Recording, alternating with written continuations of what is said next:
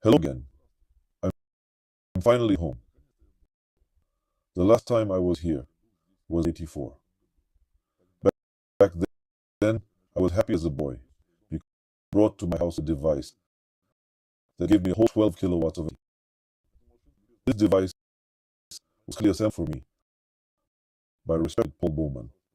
At the time, I thought it was just a miracle and the pinnacle of all scientific achievements because I had as much as 12 kilowatts of electricity at home. I couldn't dream of such a thing. But nowadays, the progress has gone even further. So now I'm home again. And this time, thanks to Elon Musk, I brought home Starlink. Now, thanks to it as well as to the power device, which is still working well, I can be aware of events and, moreover, even communicate with you.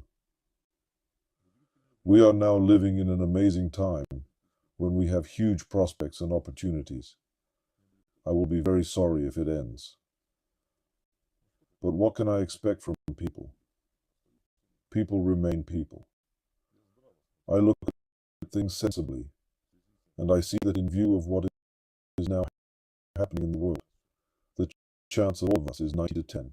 90% is that this humanity will come to an end. And 10% is that people will have enough wits to realize climate situation, eventually come to unite and save the planet. However, in my opinion, the death of humanity is inevitable, and since this world is doomed anyway, it would be wrong to let humanity perish without knowing the truth. People must be purified of their sins before death. Being deluded, you swear at God, saying, "Why are you punishing us? We're so good. Why are you exterminating everyone?" I'll tell you why and who you are in reality. Many of you saw and knew what I would tell you, but decided not to pay attention to it because it sort of didn't concern you, while in fact it turned and still concerns each of you. Everyone who knew and kept silent. Everyone who covered up this atrocity for the sake of their own authority and profit. The time has come for you to learn the truth about the greatest fall of humankind. It is time to find it out, become aware, and die. This is your catharsis, the catharsis of entire humanity. In the Quran, in Surah Al-Cattle, Ayah 101, it is said that Allah would not destroy towns unduly, whether people were negligent.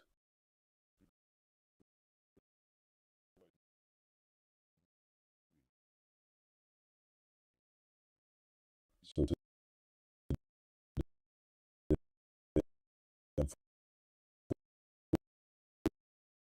fulfilling the will of Allah,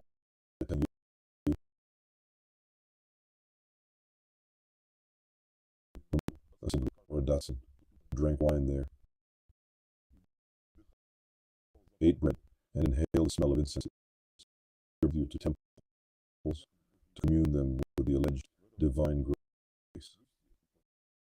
At that time, all of you consumed the flesh and blood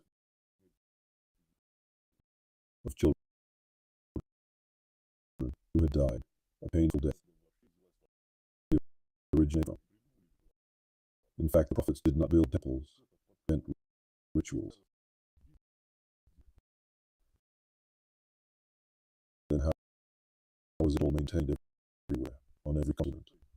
If you believe that religion who heard thunder, scared and hence started praying, rain, and so they began to dance with the town. Or in order to go hunting, kill some chicken, they began to sacrifices, and thus religion and faith in God emerged. If you think so, it means you are very stupid people. I'll tell you what happened in reality, and you can do whatever you want with knowledge. So let's begin. 25,000 years ago, a highly developed biological form life ruled here on this planet.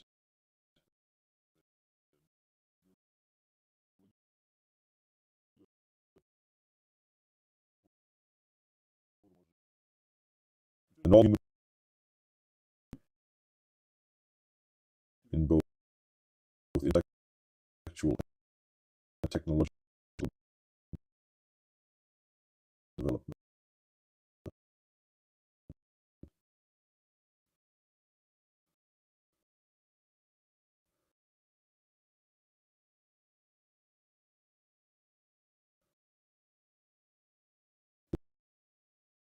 They use people as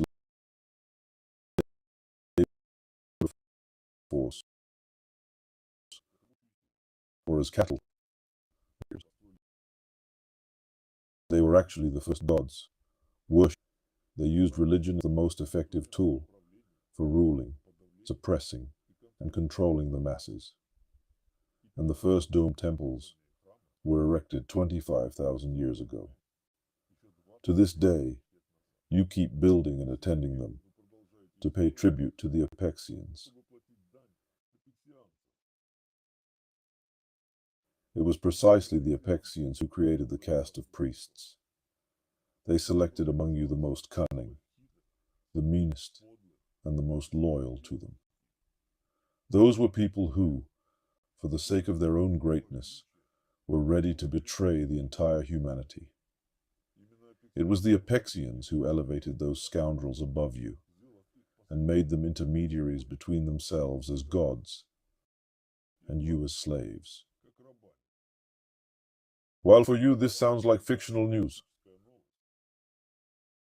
for your high clergy, it is merely their history, which they kept a deep secret from you. That's exactly why they have retained such a deep reverence for the Apexians. And to this day, they've been waiting for the return of their masters, who gave them enormous power over people, as well as manipulation tools that perfectly work nowadays, just as they worked 25,000 years ago. The Apexians taught their priests what they loved so much themselves, and what kept their slaves in a death grip to such an extent that people really worshipped them as gods, worked for them like slaves, and voluntarily gave themselves to them for food. This is the secret which this superior race revealed to its priests. It's a secret of authority. It's not magic or rituals as some of you believe. Everything is much more practical and much tougher. The Apexians taught their priests how to prepare substances from parts of children's bodies, the substances that brought parishioners into a state of religious ecstasy. It is a sort of drug of biological origin. By using it, the priests could create a powerful psychological attachment of a person to their religion, basically to create a slave for themselves. For preparing this drug, they used blood, bones, and brain fragments of the youngest representatives of the human race. Infants and children under 6 years old were the most valued. I'll explain to you what role the age played and why. At the age of 6, children undergo metamorphoses. Such metamorphoses occur in humans in the process of their development only twice in their lives. The first time at about 6 years old, and the second time between 12 to 14 years. With each subsequent metamorphosis, the value of a child for preparing those special substances diminishes. Before a child reaches the age of 6, he is considered to be the most valuable, because until this age, he has the power that can be used to conquer the masses. Later on, as soon as a child turns 6, and up to 14 years old, his power becomes considerably smaller. Whereas after the age of 14, a human has no value at all. He becomes just a slave, one of the sources of power for his masters, as long as he is alive, or just food, but nothing more. He loses the value he had as a child. This is how children's ritual sacrifices and what is now called adrenochrome appeared. Many of you heard about adrenochrome, and you think you understand what it is. You don't understand anything. You only know what you are allowed to know. Adrenochrome is considered to be a drug or a kind of an elixir of youth for the elite and members of the ninth circle of Satan order. But that's far from being all. The complete set introduced into religions had three components. These are substances made of blood, bones, and fragments of a child's brain. And an essential condition for the creation of these drugs was a protracted and painful death of the victim. The scarier, longer, and more painfully a child was dying, the stronger and more effective the drug turned out to be. Perhaps I will tell you what was done and for what purpose. Don't be afraid. There will be no instructions. I will only tell you as much as you should know, for realizing the price someone pays for the minutes of your bliss in temples.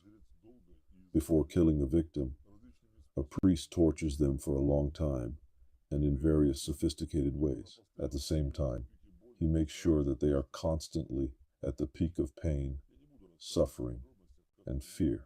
I won't tell you in detail how priests tortured and tormented children to get the long-awaited substance. You can find this in other sources as well. The very fact that they forced children to suffer very long and painfully and be fully aware of the inevitability of their death was the key point in those tortures. This was done to ensure that a child's body would begin to secrete certain hormones, the ones which the priests needed to brew their potion. In response to severe pain, suffering, and torment, compensatory mechanisms are triggered in the body. At this moment, a child's body is struggling to defend itself with all its might in order to save its life. The brain begins to produce a huge amount of hormones, and certain chemical processes are activated in the body. And at the time when the blood is heavily saturated with these substances, the priest had to kill the victim in a special way. After that, the blood was drained, and certain parts of the brain and bones were taken away.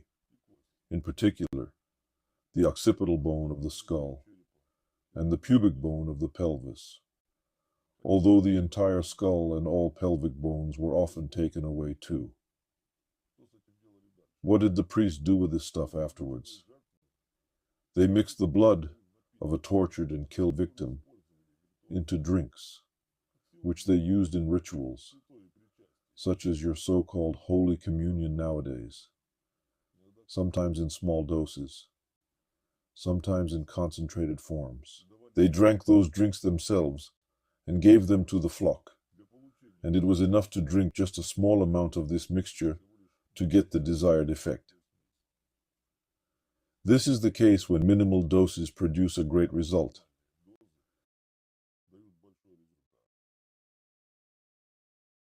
This substance acts like homeopathy. Getting into your body, it triggers a response, activates your hormonal system, and forces it to work the way the priests want.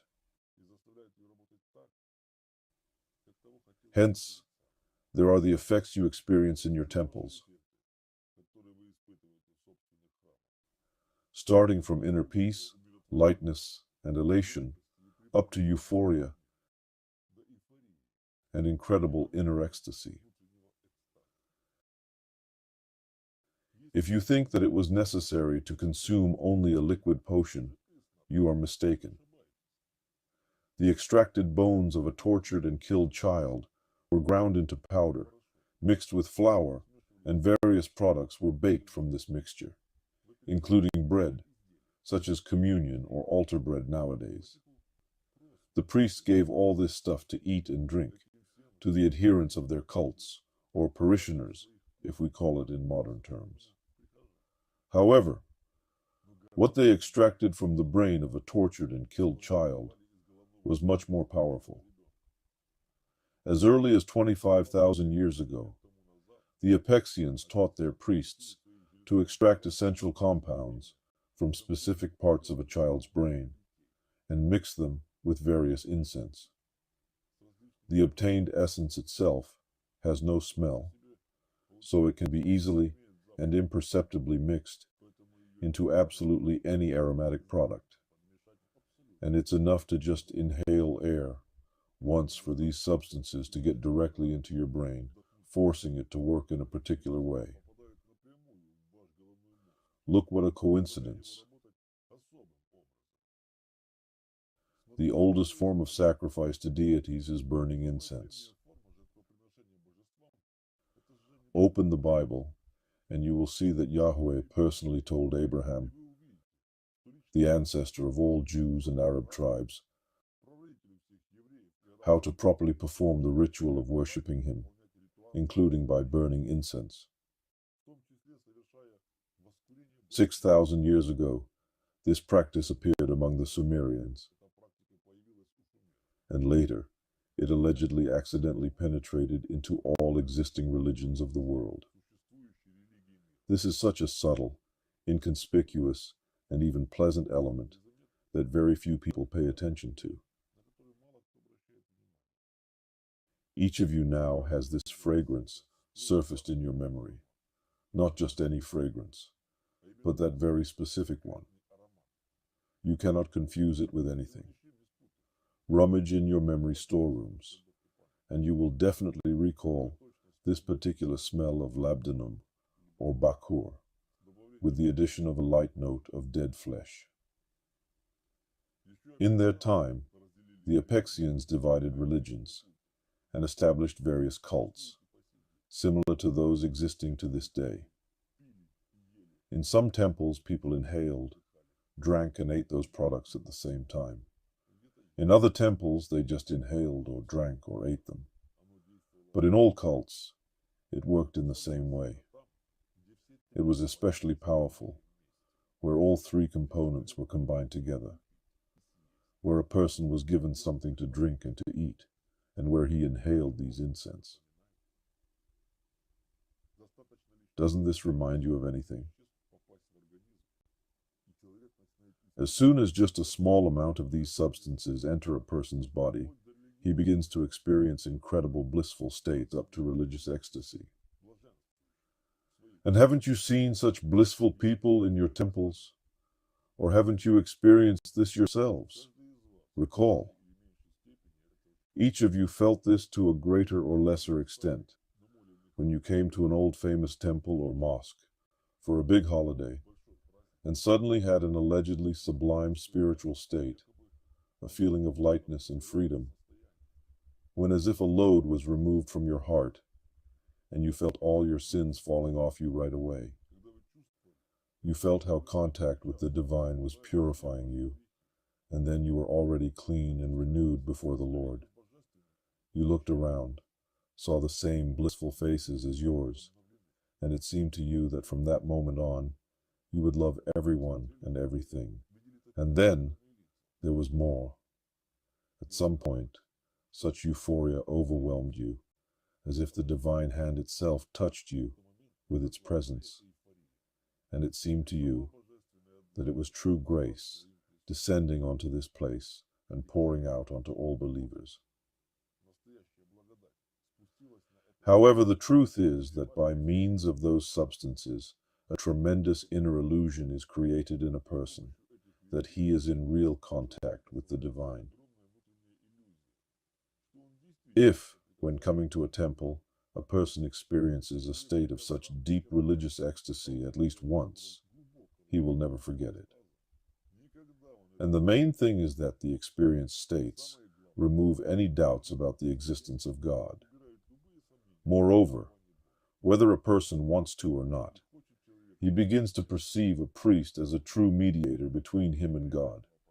Because, thanks to the priest, the person has come into contact with this divine revelation and got rid of the sins that torment him.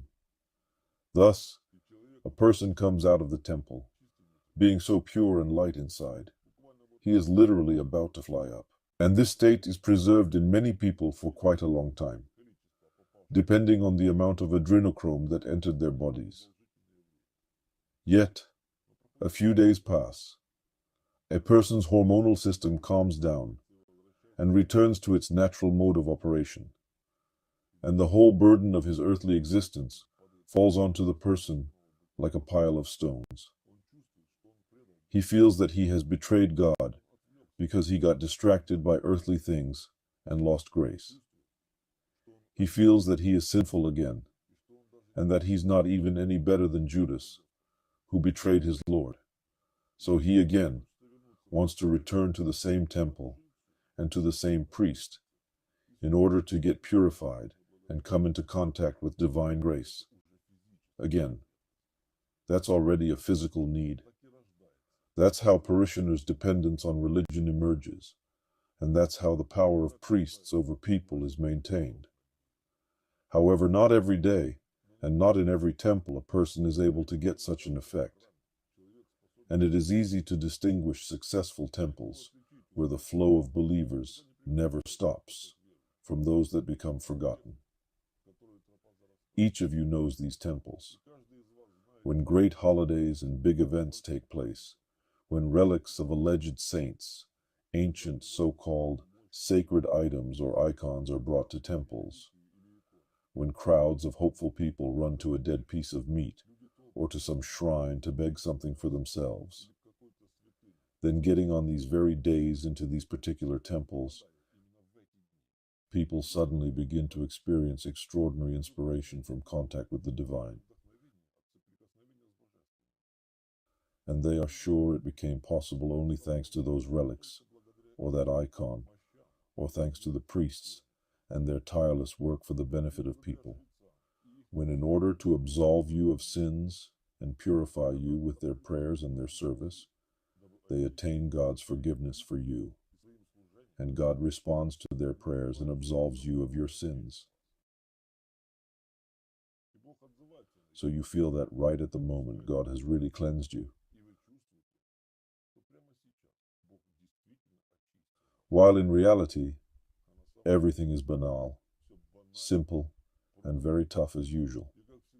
All your religious ecstasy is just an effect of a chemical cocktail, made of a huge concentrated amount of hormones, produced by the body of a child, whom priests have tortured and killed.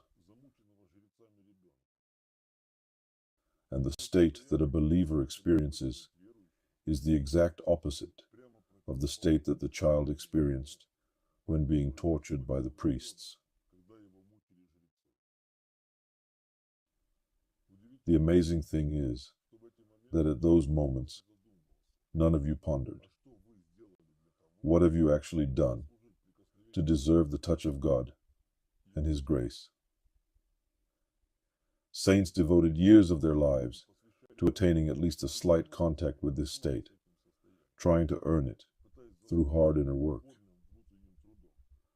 Wow, how stupid the saints were. They didn't know that grace was distributed in temples on schedule. I may be accused of devaluing and denying the existence of any spiritual experience. After all, there are also true states when a person seems to feel the same. Of course, there is true experience, but you cannot confuse it with anything else. This is what resonates inside you, in the depths. However, if a person lives by the mind, he perceives everything around him only through his mind. then it's a huge problem for him to distinguish where there is merely a hormonal euphoria from eating the flesh and blood of tortured babies, and where there are true spiritual states. Open your eyes. Everything in your temples has always been built on lies and manipulation. Lighting, a special disposition of people, the monotonous recitative of a priest, special music or choir, synchronously performed actions, and a special sequence of services and rituals. All this is used to prepare, synchronize, and attune the crowd to the acceptance of the so-called divine grace. And it wasn't by chance that the rule was introduced to take communion solely on an empty stomach, so as not to reduce the effect of adrenochrome, and make sure that not a single drop of wine would be spilled, and not a single crumb of bread would fall to the floor, so as not to leave evidence anywhere. Moreover, church bottles and bags must not be just thrown away. It is better to burn them, so that no one would accidentally find traces of what the priests don't want them to find. In fact, it is quite a cynical approach when they charge believers with the duty of destroying traces of their crime. In the meantime, the longer a collective ritual or prayer lasts, the more substances from the body of a tormented and killed child gets into your body, and the longer and deeper your religious ecstasy is. You yourselves have repeatedly observed this in your temples, when normal, sensible people turned into fanatical madmen by the end of religious service. As a matter of fact, in the beginning, everyone comes to a temple in their everyday state. Everyone thinks about something of their own, about their problems. But as soon as a ritual begins, the priest starts mumbling, and smells are emitted. The crowd's mood gradually begins to change. When the communion takes place, literally after 5 minutes, the crowd starts getting fanatical. Someone falls to their knees and starts beating their head against the floor. Someone else goes off into hysteria in front of the icons, praying and sobbing. An old lady who was just recently trembling and barely crawling into the temple on crutches suddenly feels as if all her diseases are leaving her. Now she's no longer burdened by her sins. Nothing hurts in her body anymore. She walks freely and emits fragrance, carrying crutches under her arm, with a blissful smile on her lips. Meanwhile, someone else feels that he is gaining holiness right now. Icons are coming to life for him. The saints descend from the images, and he feels that God is 100% present in this temple here and now.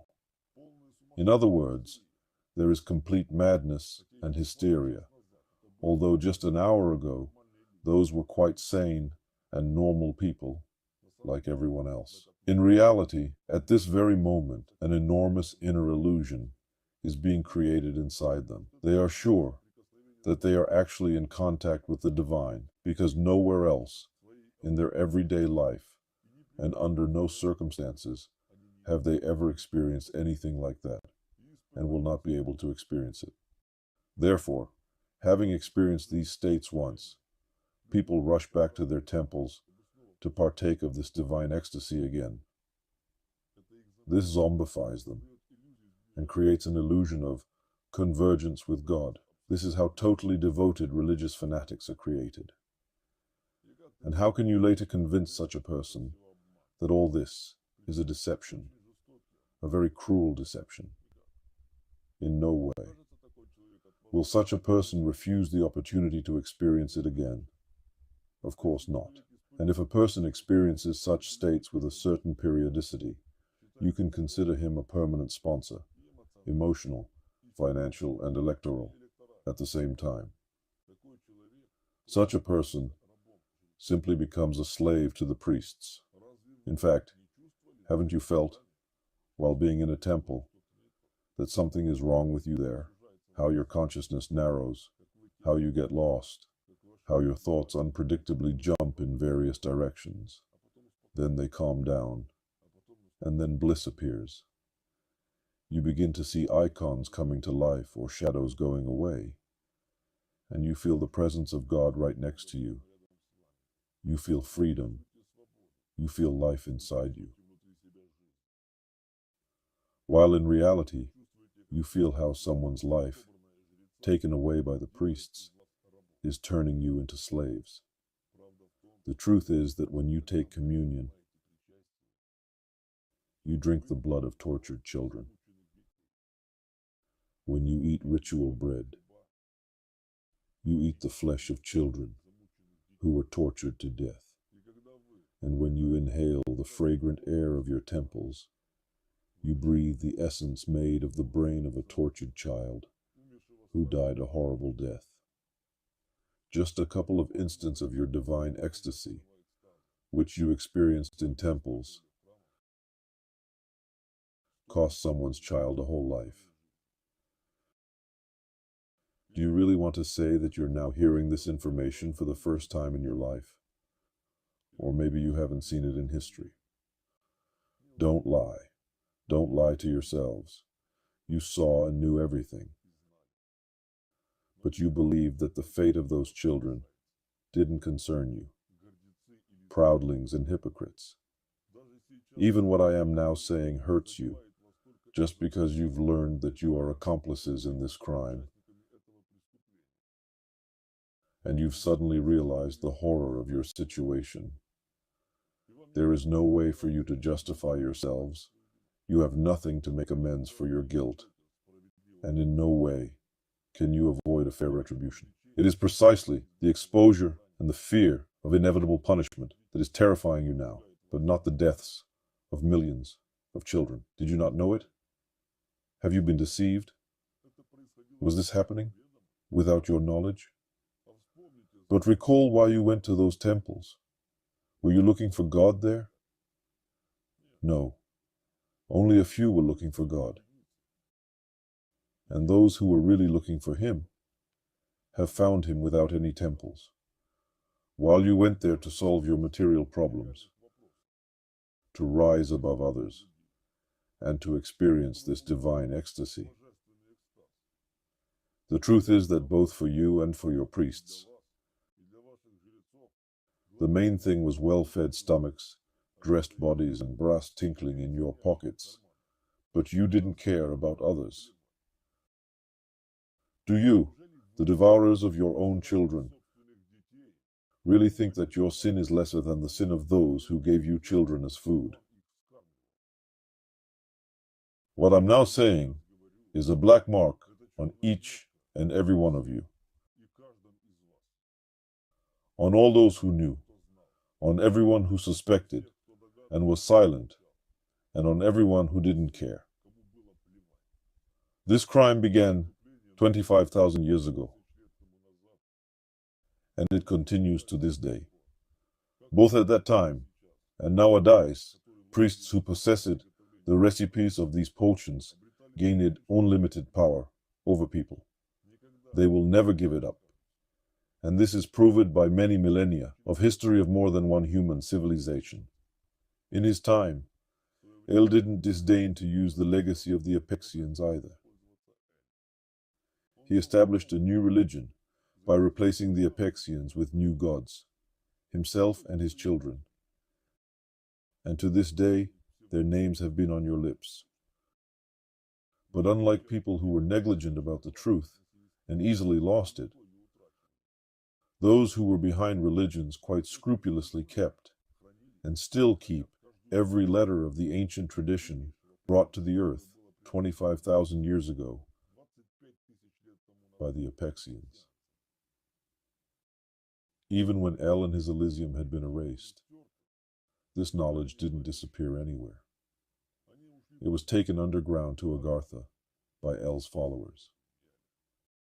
For 6 millennia, peace and order reigned on earth, until favorable conditions were created for the resumption of this knowledge. 6,000 years ago, the keepers of this knowledge managed to come out of Agartha to the surface and went to people. The first whom they gave this knowledge to were Sumerians. That is when kings, priests, and military leaders emerged. And that's when religion and construction of domed temples started over again. Back then, human sacrifices were reintroduced, along with adrenochrome, and at the same time, a huge number of burials with children's remains appeared. As soon as religions were established again, from that moment till nowadays, the more temples were erected, the more children disappeared without a trace.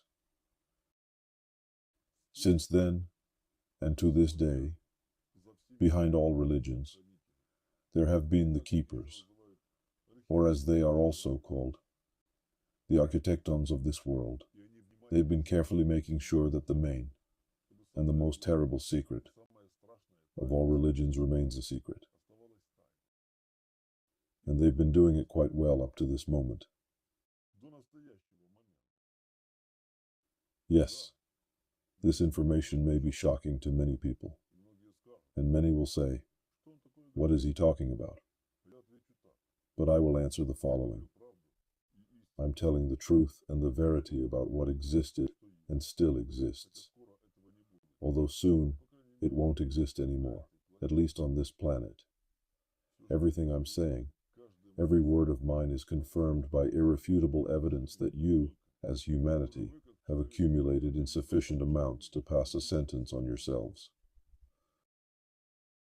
I will set aside myths and legends and focus only on specific facts that your history is full of, the facts which cannot be explained metaphorically, philosophically, or in some ambiguous way. These are the bodies of children, the burials of their remains at the sites of ritual sacrifices. How many of your children were burnt in fire, allegedly, as a sacrifice to the god Moloch or Baal? That was a very common practice among all the Chaldean tribes. Passing through fire. That's what they called it in the Torah. Everyone has heard it, and you all know this story from ancient images. When a baby was placed in the hands of a huge statue of a horned deity, from where it rolled into the fire. After such burnings, children's ashes and remains were placed in special vessels and buried in the ground on so-called tophets. Those were entire fields of burial urns with the ashes of murdered children. You definitely know at least one site of this kind from the Bible. It's the Valley of Hinnom, which later became a prototype of the fiery hell. The largest of the discovered fields of this kind was in Carthage, where the remains of about 20,000 children were unearthed, and most of them were infants up to 6 months old. Can you imagine the scale? This is just one region, and this is only what was found. 20,000 burnt children.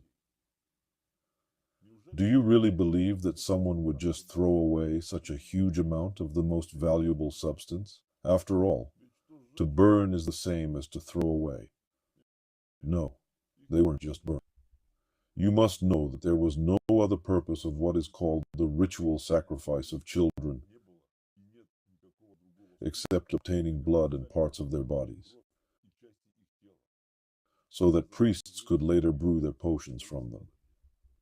They didn't cause any rain through that burning, and didn't appease gods with innocent souls.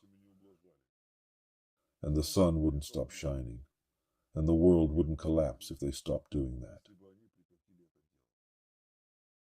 Those who tried to make sacrifices for such a purpose were merely imitators who didn't know the essence. Those are isolated cases, and they are easy to distinguish from the rest. As for all the legends that gods supposedly demand sacrifices for themselves, it was just a justification for the flock, a means to justify this blood baits, and even to convince people that it was necessary. Do you think it is primitive to believe in such explanations? Yet, you were somehow convinced of the need to drink the blood and eat the flesh of Christ, whom you crucified. You do believe in that. And in the same way, ancient people believed. As a matter of fact, it wasn't abstract gods who needed those sacrifices, but specific priests and those who were behind them. And there is no mysticism or magic there.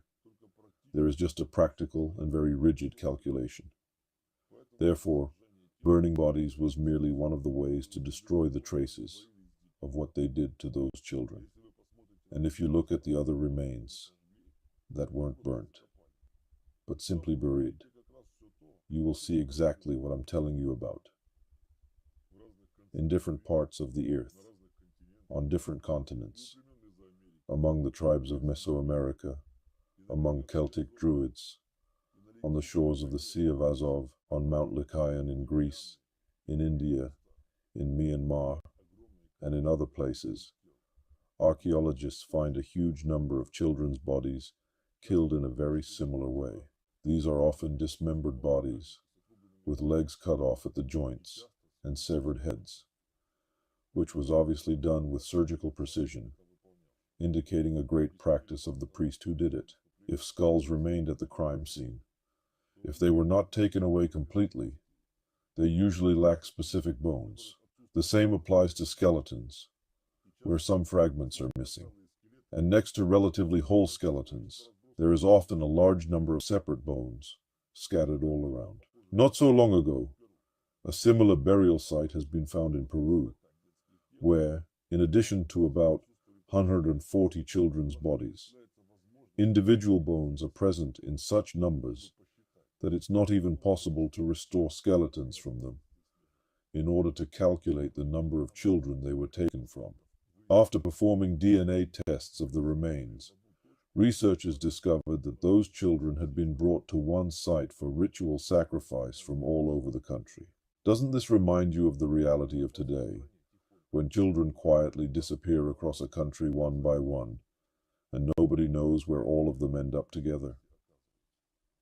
Also, a recurring detail of ritual murders were splits and traces of cuts on the bones, which indicates that soft tissues were removed from them.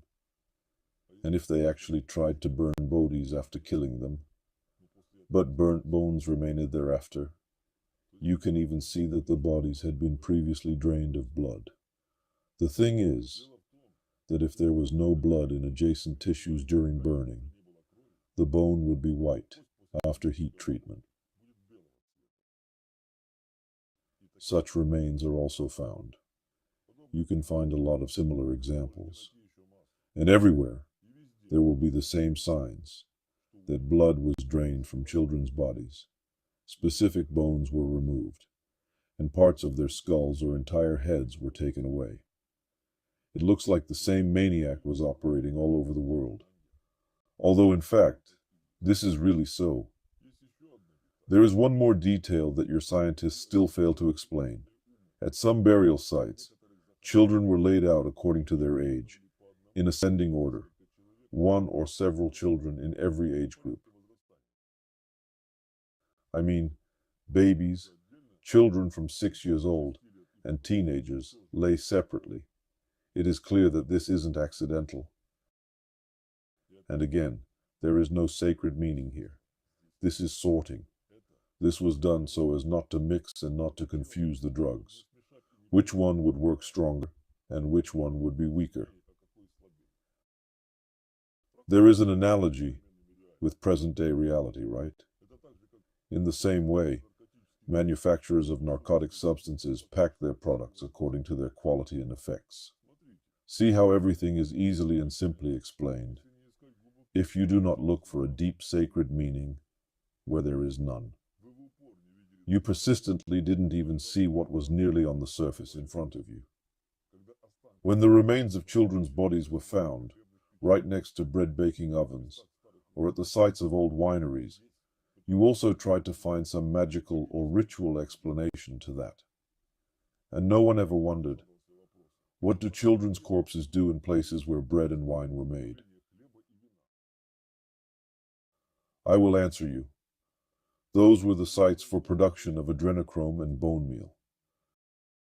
Victims were killed right on the spot. Bones and blood were added to flour and wine, packaged and shipped from those sites to where there was a demand. Many similar burials were found in the territory of the Crimean Azov region, where children were allegedly sacrificed until the Middle Ages, meaning at the same time and right next to the Orthodox Byzantine Empire. Historians are still puzzled over what kind of nation did it all there. While that wasn't a nation, those were manufacturers and suppliers of magic potions for temples of various cults. You also try to attribute some mystical meaning to the items found at burial sites. But it's amazing what you can see if you look at things more simply, just as they are. What is usually found next to body remains? Knives, some basins and jugs, and children's bones are often found mixed with fragments of amphoras. Moreover, millstones and incense burners are found nearby. I think the purpose of those items becomes clear now. Historians rack their brains about what could be the purpose of millstones during a ritual sacrifice. Have you got it now? Millstones or grain grinders were used to make bone meal right on the spot. Is it disgusting to listen? It is, when you understand what is behind each of those items. And do you want to say you didn't know about child sacrifices? You knew, but you didn't care. Yesterday, this was a remote antiquity for you. And the fate of those children didn't evoke any pity or compassion in you. Just look at how quickly ancient rituals, which didn't concern you in any way, have suddenly turned into a completely tangible and cruel picture of your reality. And the inexplicable dark spots in history have suddenly become crystal clear and understandable. You simply shouldn't have been looking for mysticism where brutal murders were committed. After all, murder doesn't cease to be such just because of the statute of limitations. Everything has always been on the surface. You just looked and didn't see, or you didn't want to see it. You were openly shown and told the truth in ancient texts and artifacts, as well as on very old bas-reliefs and petroglyphs that can be read like an open book. But do you have enough wits to see what was embedded in ancient legends and simple drawings, and to compare it with the reality of today? Perhaps I'll give you a hint on how to see and where to look.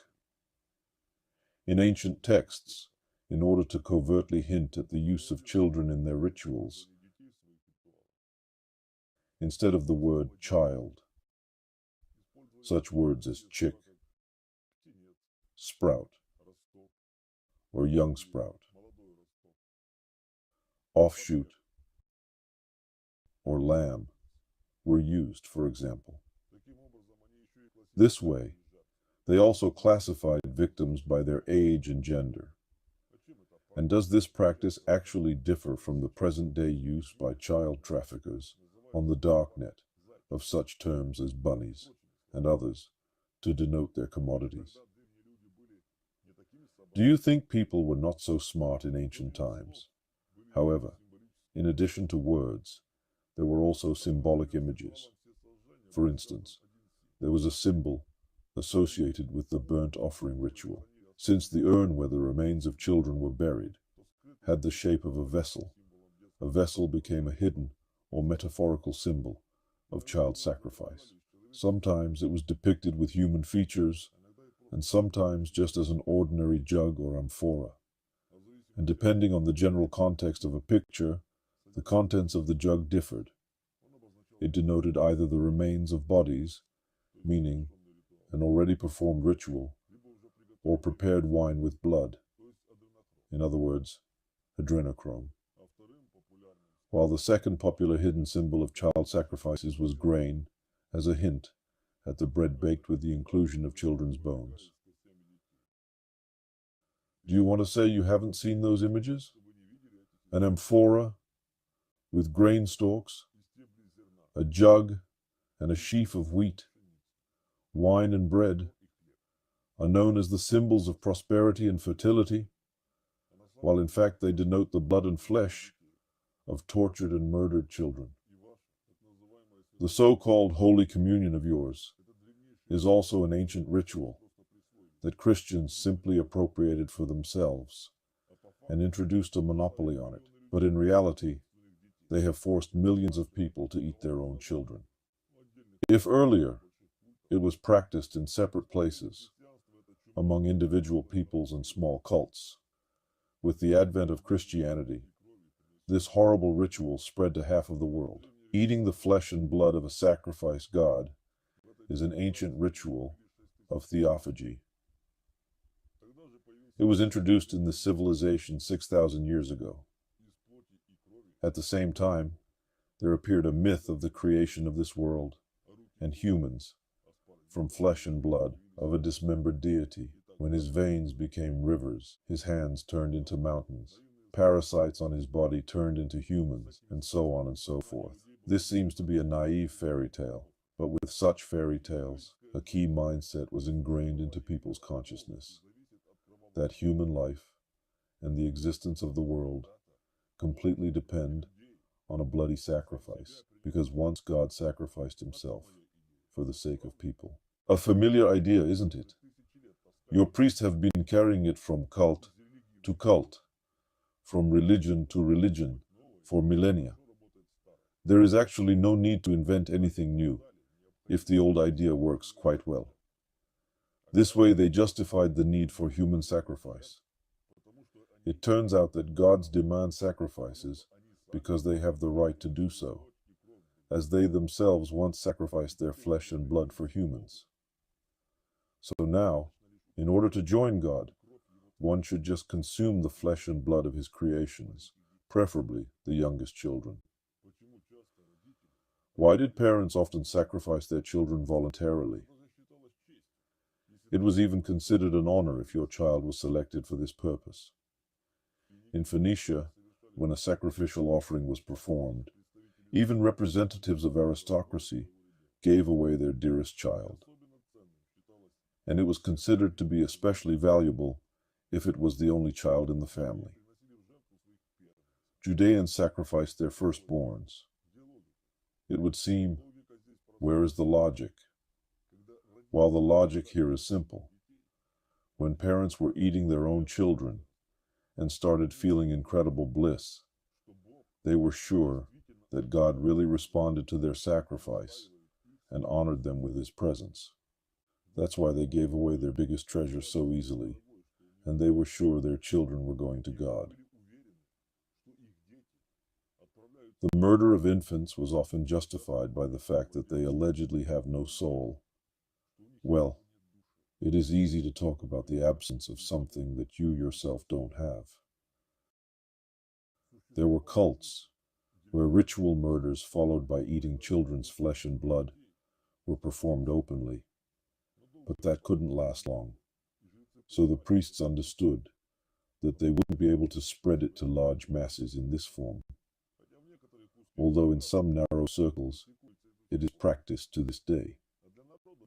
While for ordinary people, they introduced a replacement with a supposedly symbolic eating of flour products or cereals and consumption of some drink, often intoxicating, with such mandatory additives as blood and bone meal of tortured children. For example, some tribes of Mesoamerica first offered real human sacrifices, ate real flesh, and drank real blood, but later on, they replaced it with eating a deity figurine made of corn or amaranth flour, with the addition of adrenochrome.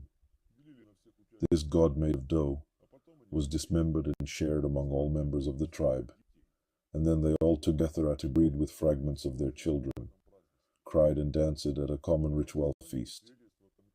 There are preserved testimonies of conquistadors who witnessed it all when they came there. In India, in Brahmanism, human sacrifices were replaced with rice cakes, where adrenochrome was added. Moreover, it was believed that by his magical ritual actions, a Brahmin allegedly turned those cakes into real flesh.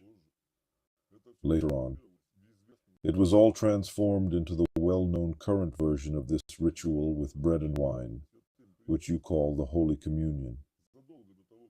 Long before it was introduced in Christianity, rituals with bread and wine had been a mandatory element of Dionysian bacchanalia, Greek symposia, and even meetings of Pythagoreans. Communion was also present in the European cult of the god Mithras.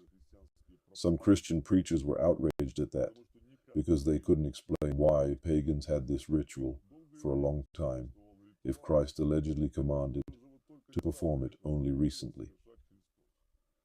Although before that, wine and unleavened bread had already been a required element of the Passover ritual meal among Judeans. Ask them what they add to their holiday bread. So basically, there is nothing new under the moon. I have just shown you only little fragments of one big crime that remains unpunished for several millennia. Yet, there are still a lot of children who haven't been found or haven't been unearthed yet. And there are a great many who were burnt or ground with no trace of them left. And even none of the most intelligent and educated historians or anthropologists will answer you. Who needed those victims, and why? And most importantly, why were infants slaughtered in such numbers? How to explain this? By a god's bloodlust. These are fairy tales, in fact. Why were the people who performed sacrificial rituals so purposeful then? Did gods actually cancel crop failure for them in exchange? Or did neighboring tribes stop attacking them? Or did everyone live happily ever after thanks to those sacrifices? Of course not. But since it was done so actively and regularly, hence those who did it received what they wanted. So the question is, what was it? And everything is simple. For priests it meant authority, whereas for the flock it was an illusion. It was such an illusion that they were ready to watch their children being tortured, slaughtered, and burnt alive, while they themselves were crying and dancing at a common ritual event.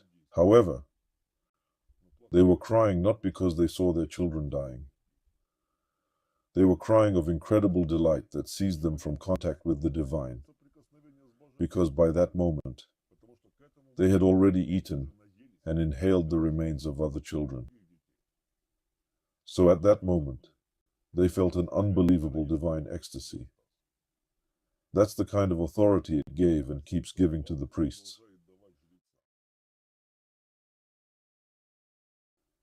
But why should I tell you all of this? Why didn't you want to figure it out yourselves over this entire time? You found dismembered corpses of children, and nobody even thought of investigating those murders. You only had enough wits to turn this into a sacred action, a ritual of worshipping gods. But you haven't done anything to find the culprits and to stop it. After all, there is nothing complicated or incomprehensible in what I have told you. And, in my opinion, you had plenty of time to add 2 plus 2 and to compare it all on your own. Perhaps the murderers of your children would have been exposed much earlier, and your children would have stopped disappearing. Some of you are now thinking, what a good fellow he is. He opened our eyes to such a terrible secret. But you fail to understand one thing. The fact that it is me who is telling you this is a sentence for you. It's a black mark on each and every one who has done nothing to stop this evil. Everything was actually done in your sight. There were numerous cases in history when those criminals themselves were caught red-handed, and their guilt was confirmed by a lot of evidence. Jews were especially prominent in that. For a long time, almost until the 20th century, some groups of Jews were accused of the fact that their sacred books instructed them to torture Gentile children and use their blood for Jewish rituals. First accusations of this kind emerged in the first centuries of the Christian era, but the matter received wide publicity only in the 12th century. Since then, criminal cases of ritual murders were initiated across the world, in the USA, in Egypt, in the Russian Empire, and almost all over Europe. Gradually, the accusations were supplemented with new details. For example, it was said that Jews crucified Christian children by repeating the crucifixion of Christ. Thus, they committed an act of mockery of the Christian faith. In other places, when witnesses were interrogated, they said that Jews had a special barrel. They placed a child in that barrel and rolled it until as many hematomas as possible were formed on his body. This was done so that the maximum amount of blood would reach the upper layers of his skin. Then the victim was taken out of the barrel, and his skin was pierced with nails all over the body to drain more blood. They later used the blood obtained in this way during festive rituals, adding it to pastries, for example, to unleavened bread or matzo. And then, their whole family ate it all, sometimes sharing it with their non-Jewish neighbors. Or they also took a piece of cloth, dipped it into blood, and when it dried, the cloth was burnt, while the ashes were added to food on religious feasts. Accusations of this kind didn't appear out of the blue. People really noticed that children started disappearing. Moreover, they began to find bodies that very much fit the descriptions of ritual murders committed by Jews. They found bloodless children's bodies with nail punctures on them. They also found bodies with very badly worn skin, as if it had been burnt. It seemed that somebody had rubbed it almost to the point of ignition. There were real cases when Jews were caught red-handed at the crime scene, when numerous evidence was found, and when it was impossible to deny their involvement in the crime. That is, corpus delicti, and the grounds for accusations of this kind really existed. There were witnesses who testified against Jews. Those were usually people who worked for them and became accomplices in their crimes. Although sometimes there were false accusations when it turned out that Jews were actually not involved, or when a missing child suddenly returned home himself. These cases were later used as an argument that rumors about the bloodthirstiness of Jews were just a slander, a commonplace medieval myth. However, there were cases when Jews compromised themselves during interrogations, were inconsistent in their testimonies, and sometimes were caught at blunt lies. Final decisions on such cases were usually made not by a local court, but by courts of higher instances. And, paradoxically enough, when higher courts considered such cases, Jews were magically acquitted, whereas those who had denounced them and testified against them were exiled or executed. As for the cases when it was impossible to refute the guilt of Jews, and they were brought to justice, everything was later arranged in such a way as if they had committed the crime for personal reasons, or had just gone crazy. In other words, courts did their utmost to eliminate the version of ritual murder. Jews had a weighty argument against all the accusations. The Torah explicitly forbids Jews to consume blood. It does forbid it as food, but adrenochrome is not food, it is power. If we proceed from the position of the highest Jewish priests in the hierarchy of the powers that be, they have power over many nations. And if you look from such a perspective, in that very Torah, in that very Talmud, and in many other Judean religious books, you can find a sufficient number of instructions for Jews to dominate other nations in every possible way. Yet, If you carefully consider specific criminal cases that were initiated against Jews for ritual murders, you can find a strange coincidence. It turns out that very often, higher clergymen of Orthodox and Catholic Christianity, popes, Protestant pastors, czars, and kings actually defended them. Do you know why they did it? Because if one person is exposed, everyone will be exposed. Therefore, they always covered and defended each other.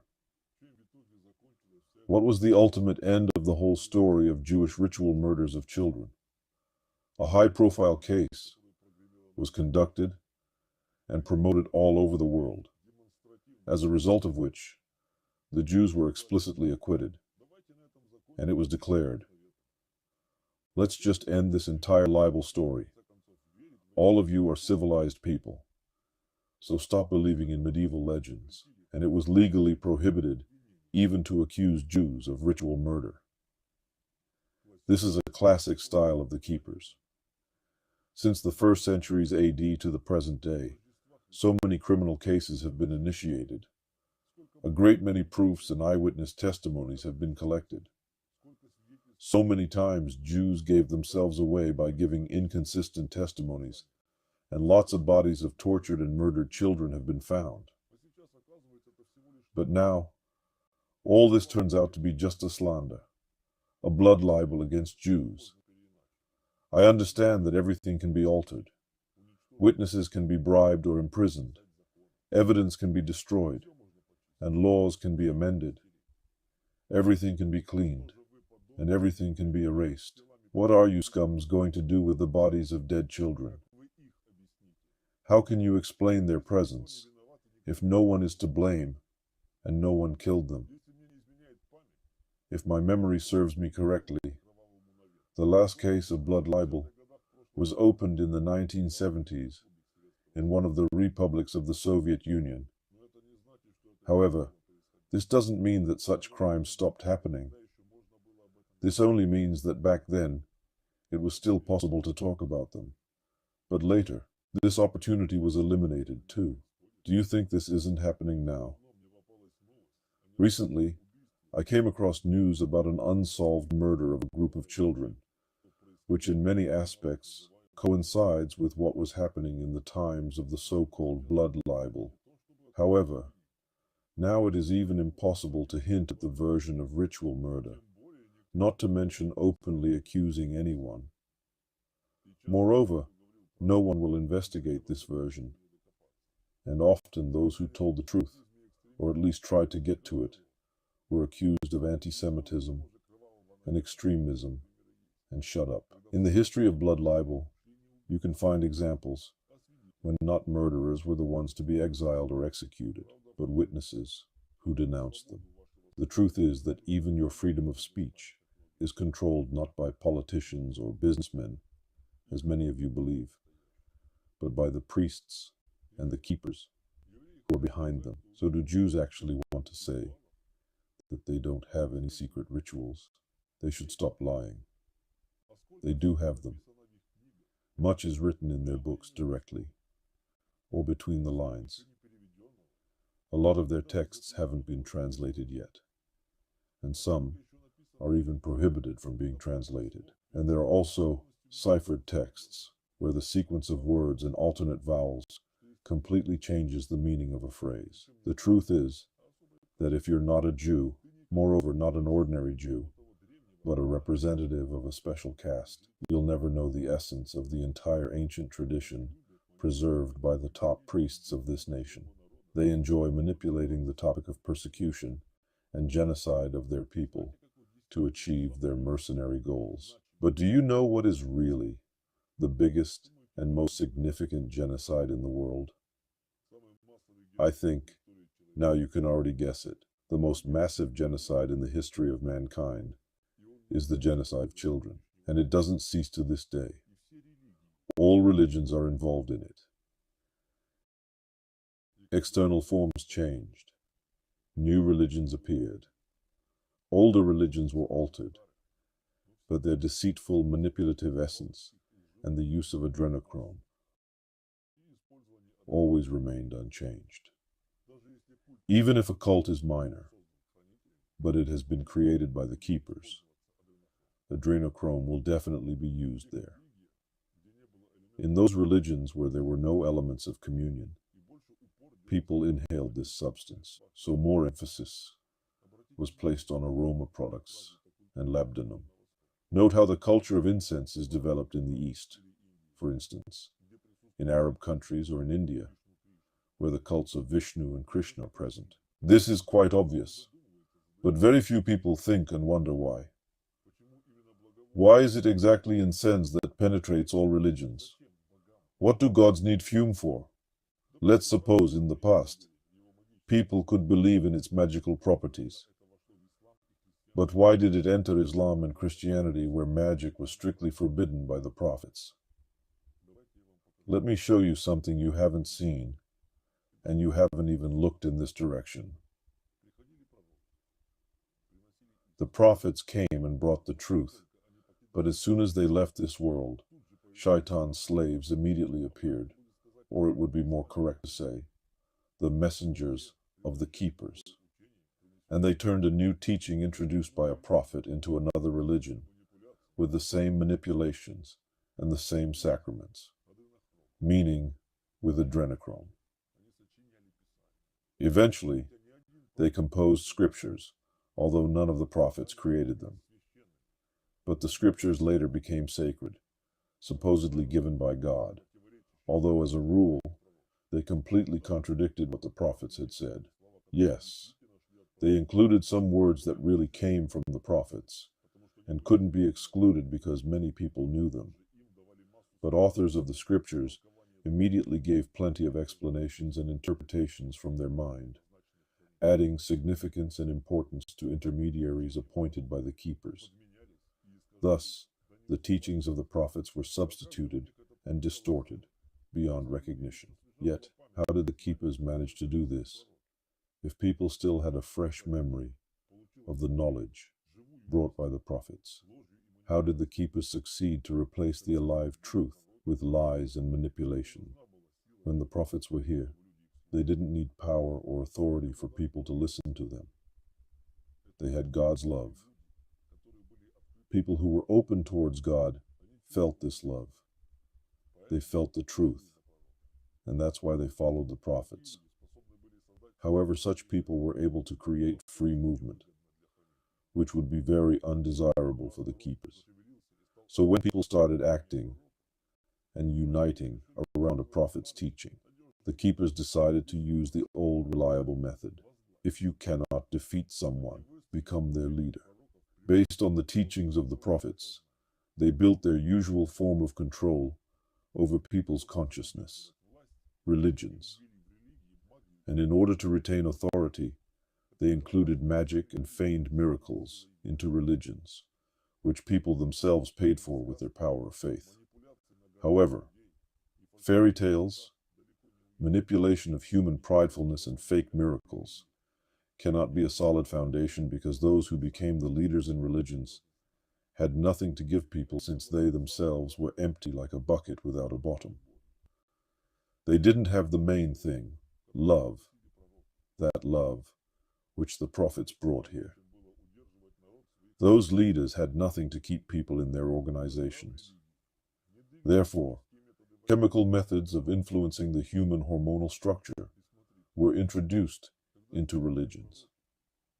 And look, when the prophets were here, they held conversations with people mostly outside, in the open air, and rarely in somebody's houses.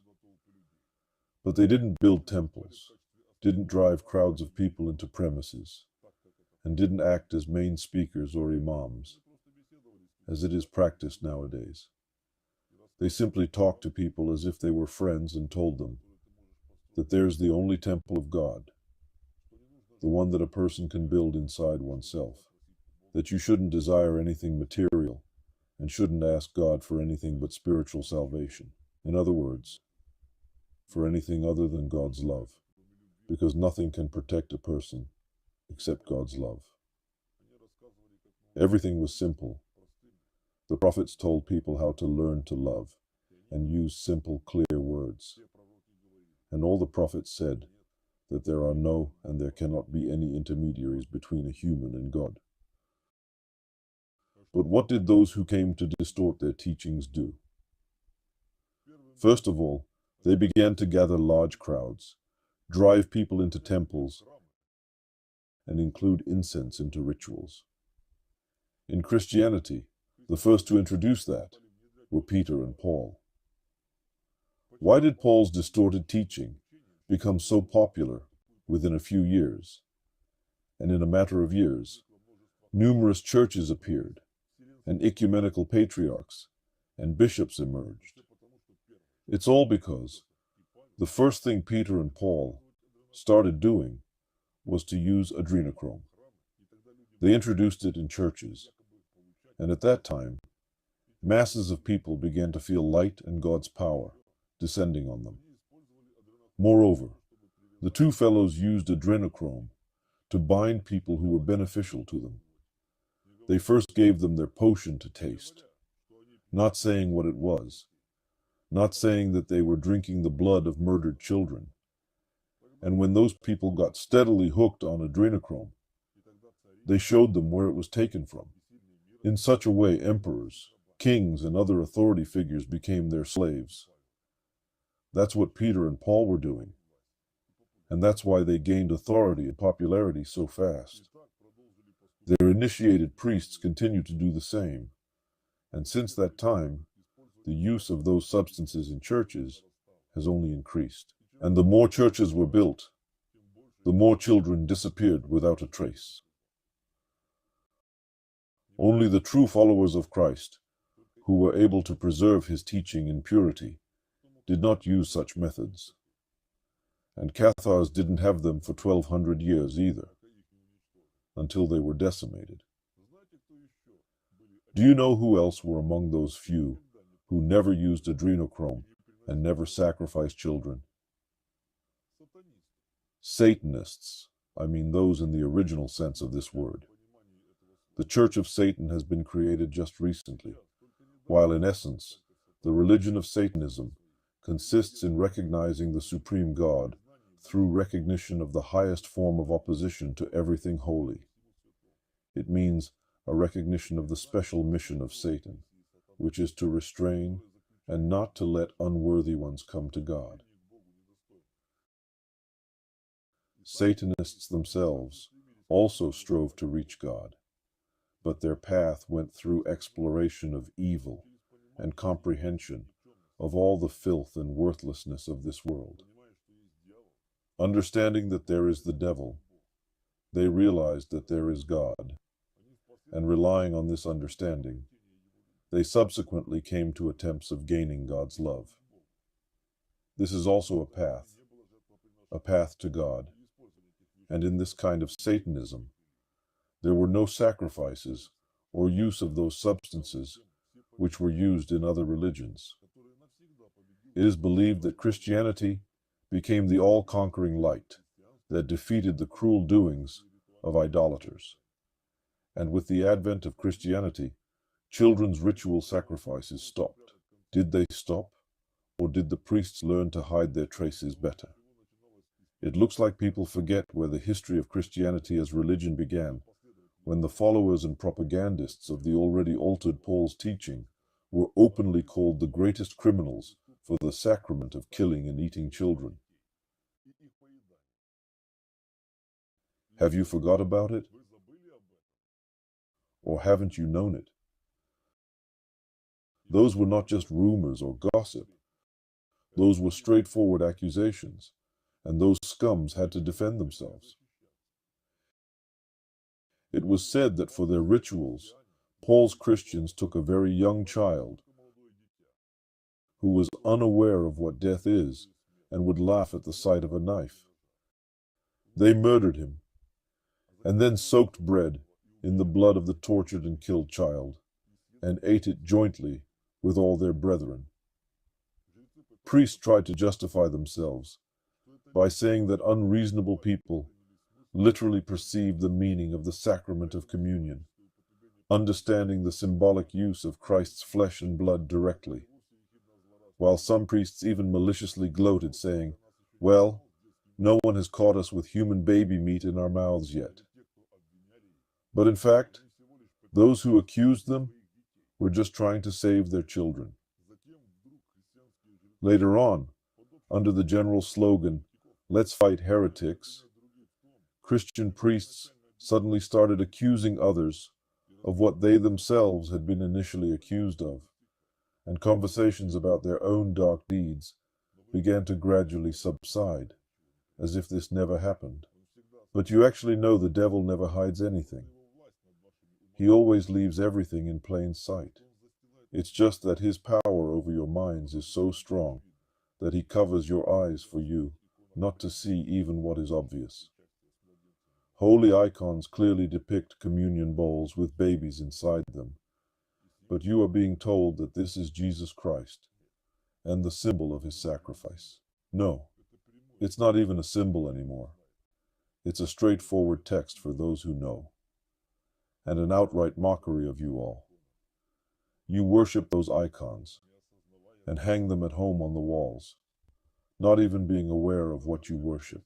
And when, during the communion, a priest suddenly had real human blood, or flesh in the cup, or in the bread, they explained to you that the Lord himself thus worked a miracle to strengthen people's faith in the Holy Communion, and that bread and wine really turn into the flesh and blood of Christ. The most famous event of this kind is the miracle of Lanciano, although similar things repeated many times after it. The Church justifies these miracles by the fact that the type of blood found in the communion bread and wine matches the type of blood found on the Shroud of Turin. What else can they refer to other than their own fake? It's just that the artist goofed up a little bit and went too far with the flight of fancy, because Jesus didn't have a beard.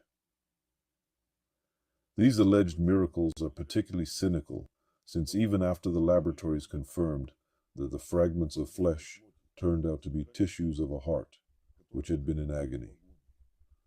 No one questioned the priest in their church how those tissues actually got into the communion meal. Moreover, those fragments of a child's agonizing heart were exposed in a crystal vessel for believers to worship them as a sacred item. Can you imagine what millions of believers bow to? In your opinion, is the blood and flesh of a tortured baby a miracle or evidence of a crime?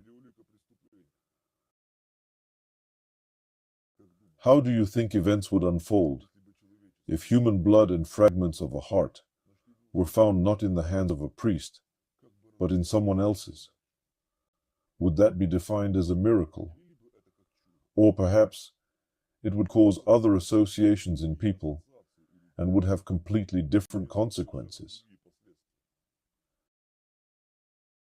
The latest alleged miracle of this kind, officially recognized by the Catholic Church, occurred already in the 21st century. This is just for your information. Didn't you yourselves taste blood on your lips when a priest handed you a spoon with the communion meal? But you were told that it's the flesh and blood of Christ, and that you must believe in that. So you did believe. You believed, drank the blood of slaughtered children, and experienced such ecstasy that you were really convinced of joining the body of Christ. Fools!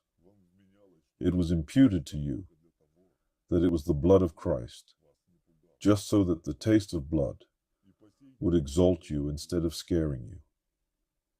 And you keep reveling in it to this day. Yet when entering your temples, have you not felt waves of overwhelming fear?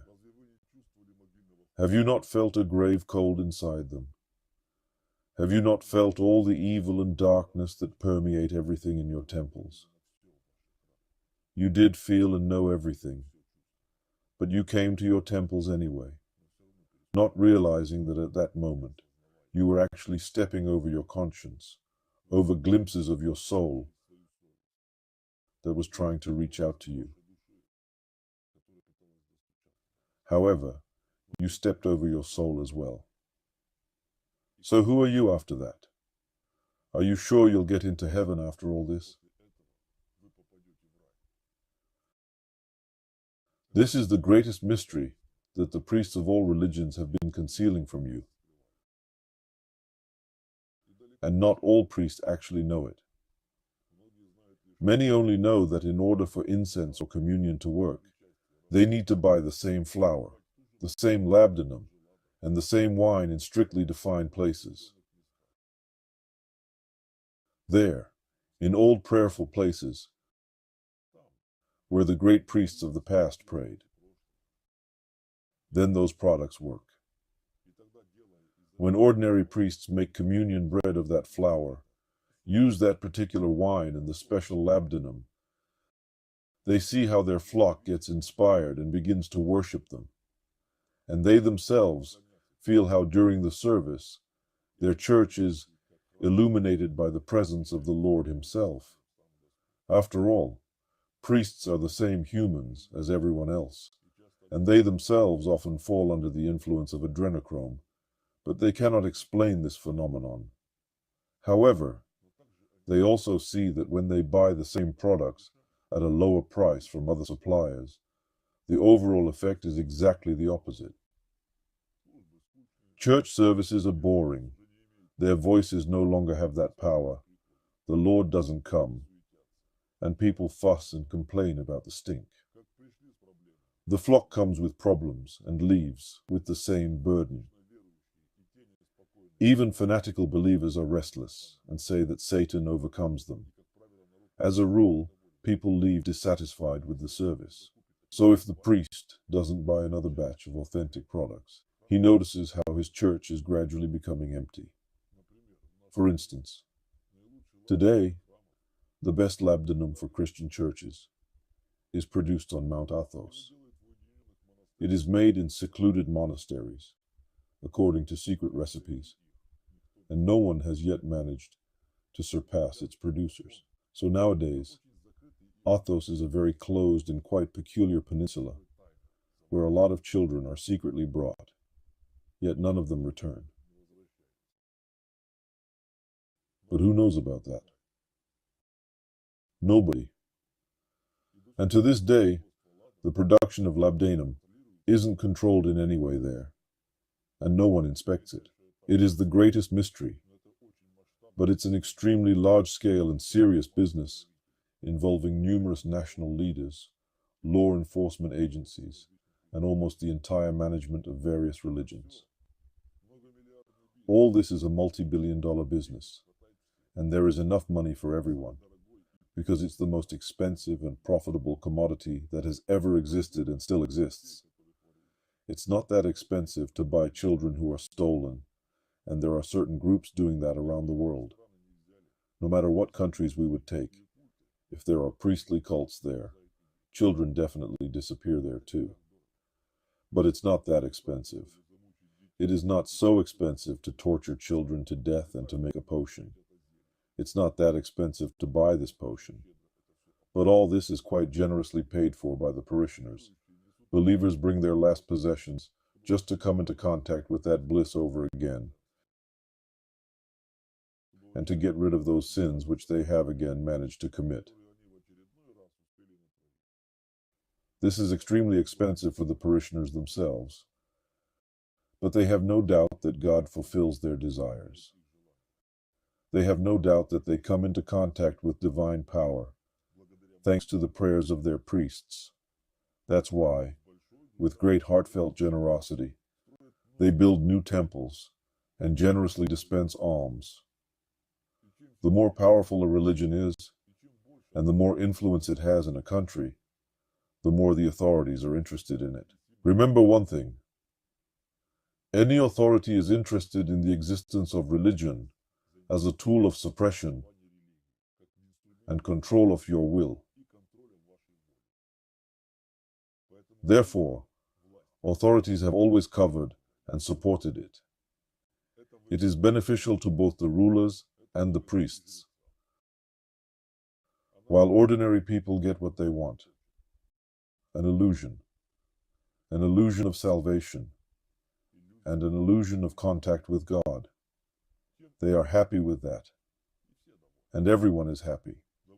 Everyone is happy except your children, who are used in the production of adrenochrome, which you yourselves later generously pay for. The price of your sense of absolution is too high. If you think that the use of adrenochrome was not introduced in Islam, you are mistaken. Yes, the elements of communion were not included there, but the practice of using special incense was introduced quite effectively, and the first one to introduce this tradition into Islam was Umar ibn al-Khattab.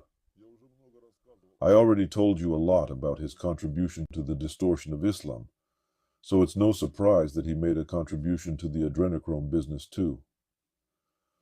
Umar explained the Prophet's sunnah to Muslims in his own way, abolished traditions which the Prophet himself had established, and introduced other traditions. He drove people into buildings, lined them up like a herd in front of one imam, and introduced a tradition of fumigating mosques with incense which in fact contained essential oils extracted from fragments of the brains of tortured and murdered children. Certainly, as long as the Prophet Muhammad was here, it was impossible to introduce anything like that into Islam. He would cut anyone's head for such an activity. Remember, the Prophet Muhammad's biography describes a plot when he destroyed the altar where goddess Alat had been worshipped. Do you know why he did that? Because priests had gone vile to such an extent that even in Alat temples, they had been using those substances made of fragments of the bodies of slaughtered children.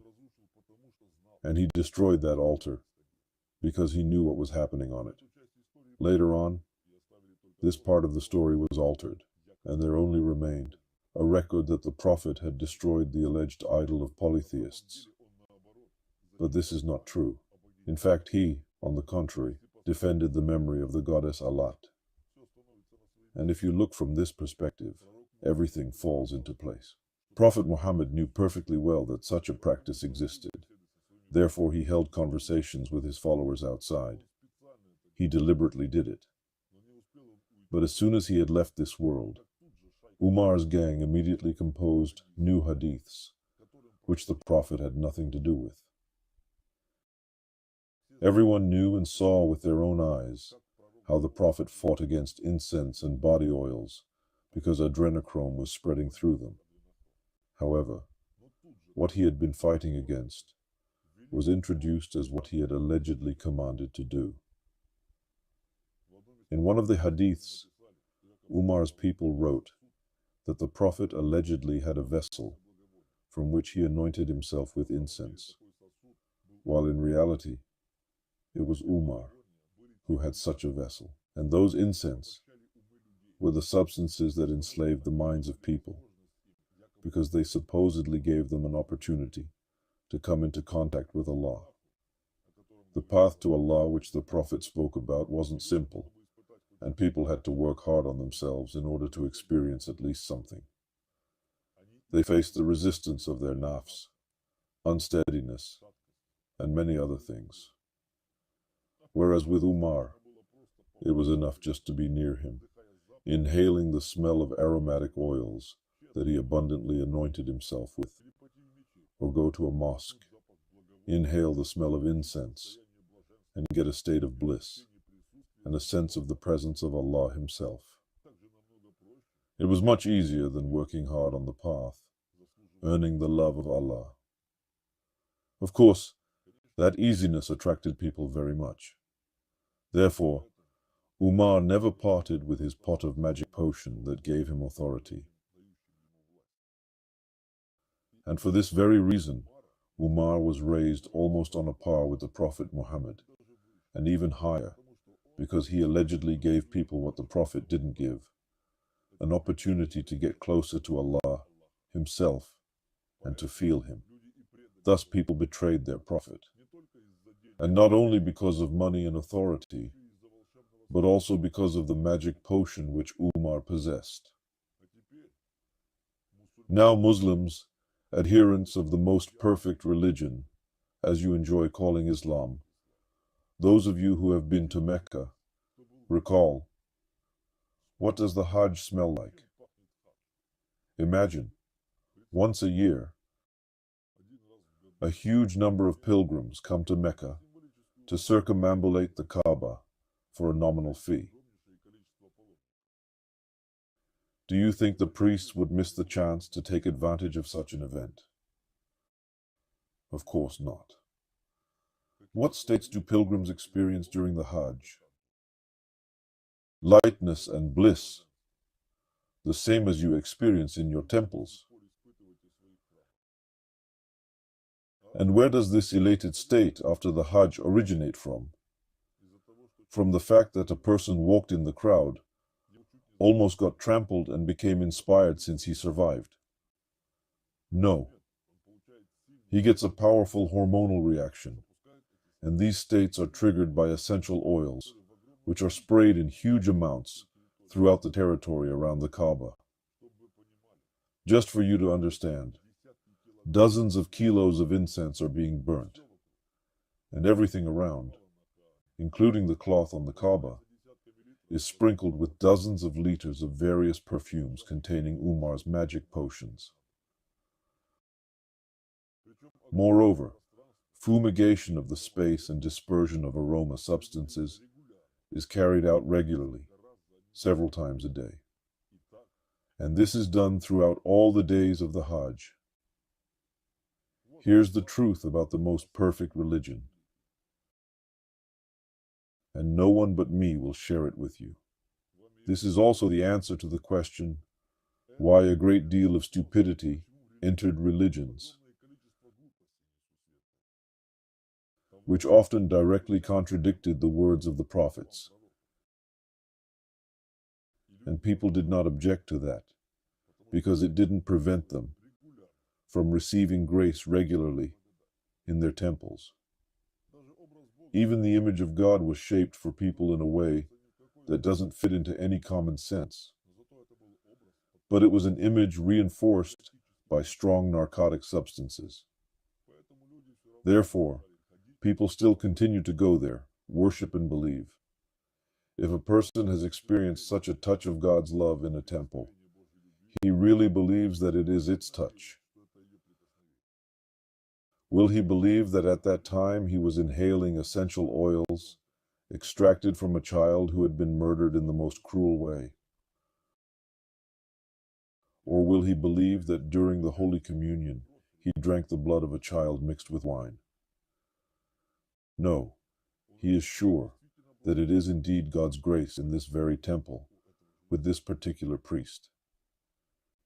There are temples attended by a huge number of people, temples that are considered to be prayerful, and the priests in those temples are considered powerful and nearly holy.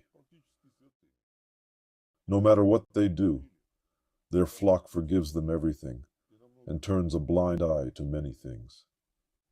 This is really authority. Do you think they will give it up? Never. Even pedophile priests are acquitted, when even parents of the victims of those pedophiles do not believe their own children, but they believe the priests because they are so good they couldn't do such a thing. Why does this happen? When a mother knows what this unholy father is doing and personally brings her child back to his temple, how to explain such actions of people? They have simply been treated with adrenochrome a long time ago, with the one made from the blood of other children who disappeared on the streets of maybe even a completely different country. It's a huge business. These are millions of missing children a year. According to the published data, 8 million children disappear in the world annually. And as you know, official statistics always downplay such indicators. In other words, the number is actually higher. Where do they all disappear to? For organ harvesting? Come on. Nowadays, transplantation, Moreover, pediatric transplantation is not so developed for children to be stolen for organs in such enormous numbers. All in all, about 150,000 transplant surgeries are legally performed in the world every year. This is a total number for adults and children combined. Let's suppose the same number of surgeries are done illegally. However, this is only a couple of percent of all the missing children. So what organ harvesting can we talk about? Over this entire time, hasn't anyone had enough wits to do the math? These are your children. How many children disappear and get into sexual slavery and forced labor? Check the UN statistics. Their numbers do not match. Several million children disappear without a trace. Where are they? Where are the children? Okay, the older ones could be used as slaves or in sexual perversions. But where were the infants and children under 6 years old taken? Were they sent for adoption to kind people through the black market of human trafficking? Not so long ago, sales prices for children surfaced on the darknet, and the most expensive turned out to be exactly children, under 6 years old. After the age of 6, prices sharply drop. Why is that so if older children are more suitable for both sexual and labor slavery?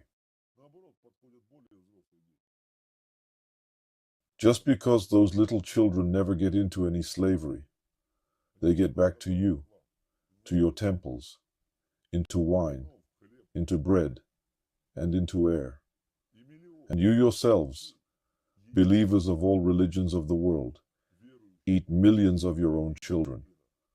After all, it doesn't take a lot of intelligence to see how many children disappear in your countries and compare their number with the number of temples.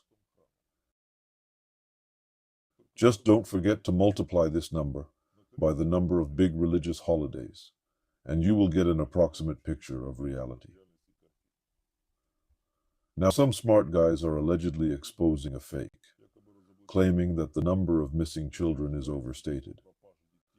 Allegedly, statistics do not take into account the cases when children safely returned home, and that in fact, the percentage of those who disappeared without a trace is not that big.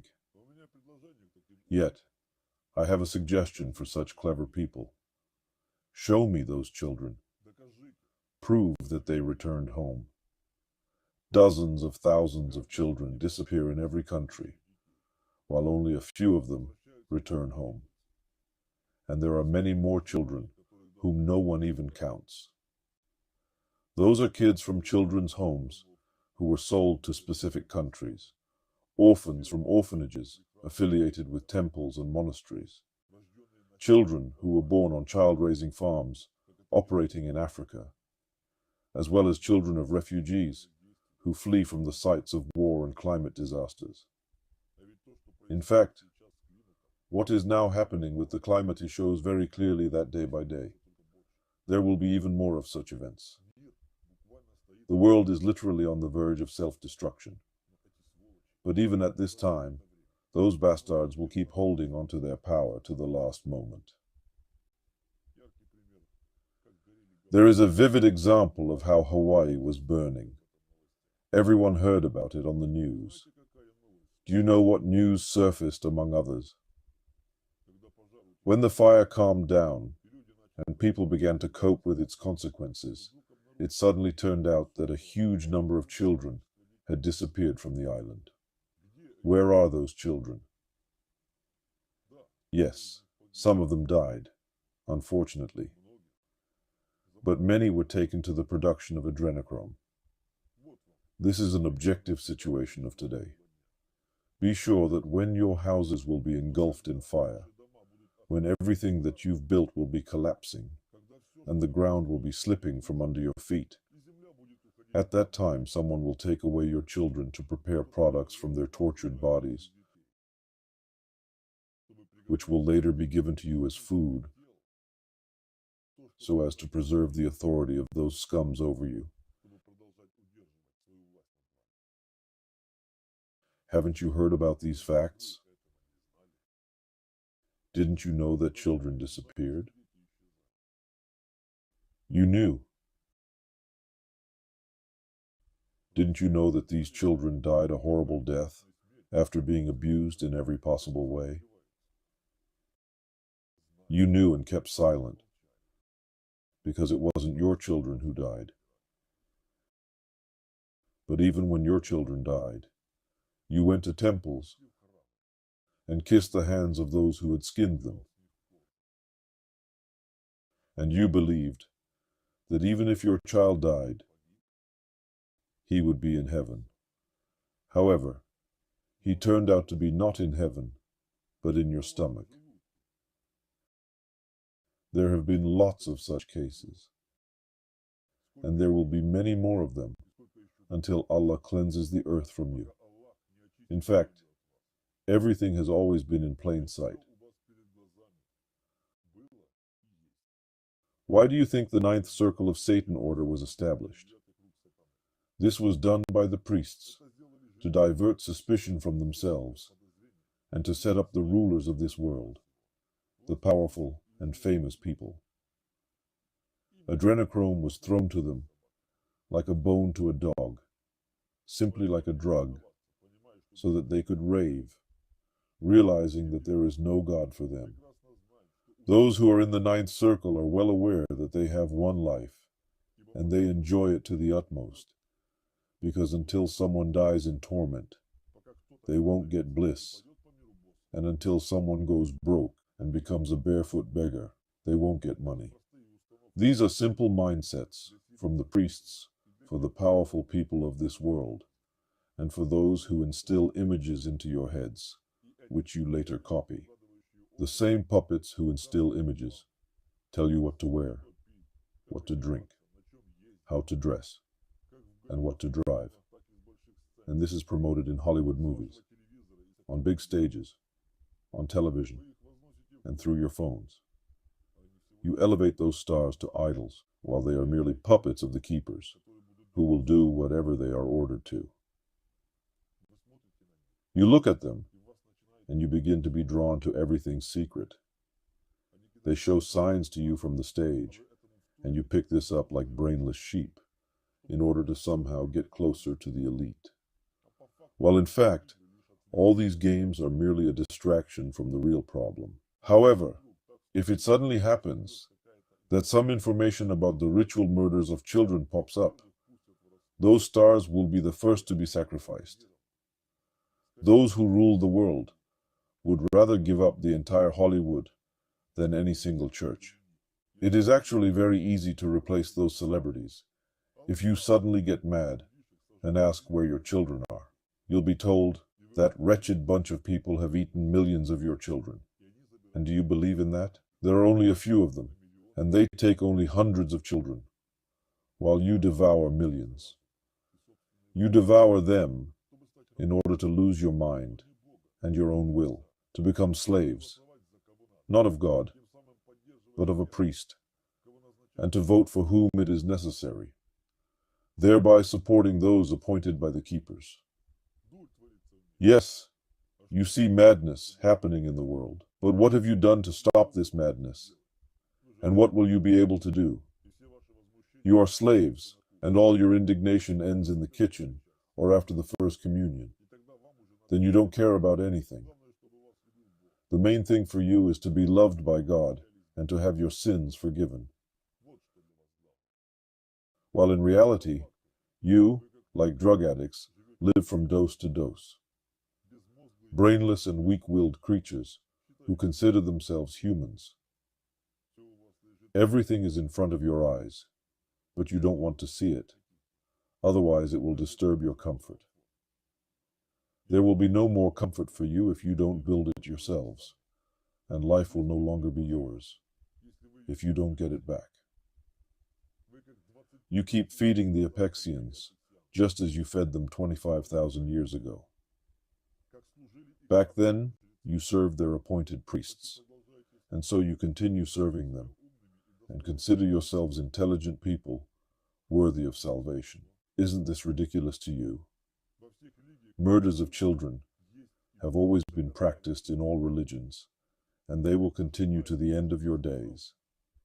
Even knowing what I told you, you, like zombified sheep, will go and open your mouths to swallow another portion of children's blood in order to experience what you experienced. Even being aware of it all, you will go and do that because you are zombified sheep. But you might ask me, wait, where are the bodies? If this is happening on such a scale, if so many children disappear, something is actually supposed to remain of them.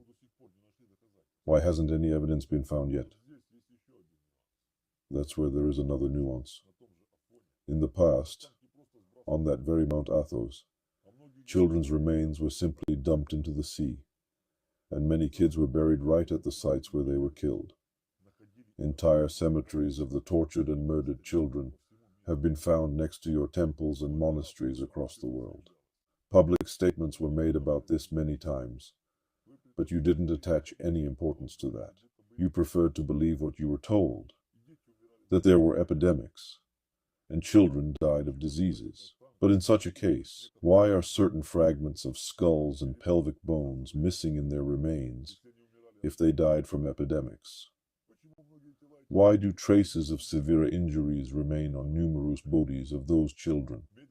The injuries they received when they were alive, slowly and painfully dying. Do you think it's a kind of disease? But thousands and thousands of children buried alive are still lying under the altars of the most successful temples of your religions. You can argue that such remains that are found are usually centuries old, but where are the modern ones? Everything is really simple. They were completely disposed of.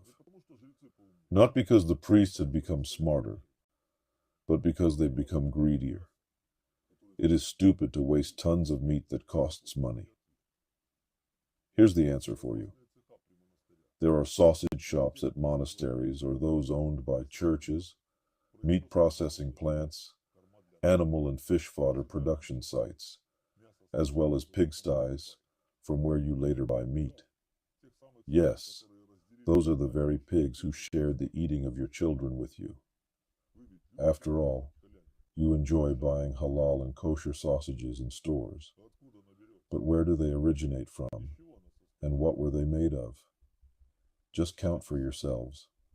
If 8 million children disappear every year, that's 80 million in 10 years. Think about it. It's a whole country, quite a big one. And where does it disappear to? This is a huge industry with a multi-billion-dollar turnover and billions of people who are controlled through adrenochrome.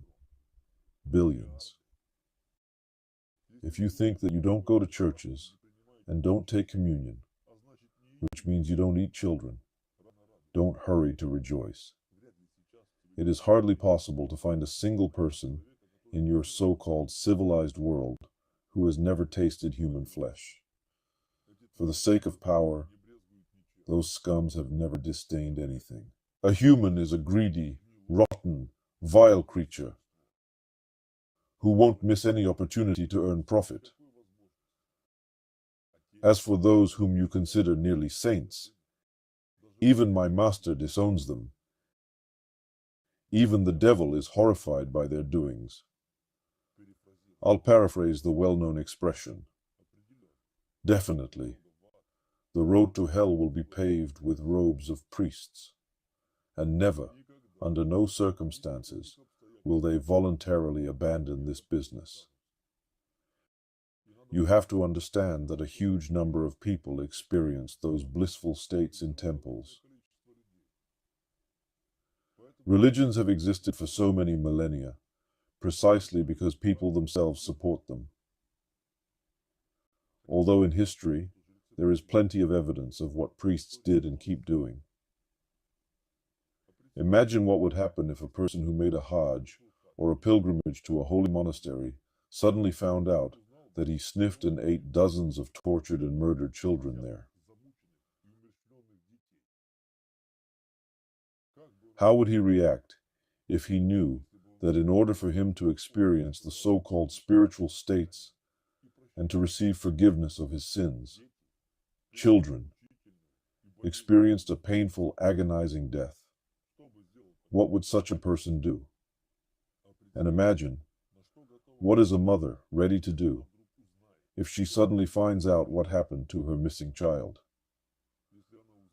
What will she do if she finds out that when she came to a temple to pray for the imminent return of her missing child, when she took communion and experienced the precious moments of comfort, at that time she was eating her own child? Therefore, authorities have always been concealing it all and will keep concealing it, because if masses of people learn about it, this will cause uncontrollable chaos. No army in the world will cope with a furious crowd just because the military themselves will be in that crowd. You can fool people with anything. You can mock them and put them in unbearable conditions. A human can tolerate anything and adapt to everything, but everyone will stand up for the children. And then people will take pitchforks and go after those who did this to their children. Even ordinary priests, who haven't been initiated into this sacrament, will go along with the crowd, otherwise they will also be lynched. In this case, any king and any president will have to support the people, otherwise they will sweep him away. That's the reason why this secret has been so carefully guarded by the keepers. If at least in one place such a fact is proved that adrenochrome is used in temples, no one will hold the wave of rage. Therefore, no president will ever come out and openly tell about this, even if direct evidence is found. It is advantageous for the authorities when a huge crowd of raging people is submissive and does what the priests tell them, and when the authorities themselves control the priests. As a matter of fact, children's blood have been found in communion meals, and remains of human bodies have been found at church meat processing plants so many times. And what did it all end with? With nothing. Only those individuals who found it and didn't want to hush it up were in trouble, if it became more or less known. Those people who made accusations later either suddenly rejected them themselves, or were accused of extremism or anti-Semitism, or were simply exterminated. And all of this was quickly forgotten. There were numerous cases like that. However, people aren't fools either. They can actually draw a simple parallel that the more people there are on the planet, the more temples are being built, and the more children disappear.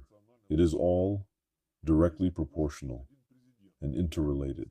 And if at least one president came out and said such a thing, it would become a precedent for the rest of the world. Can you imagine what this would lead to?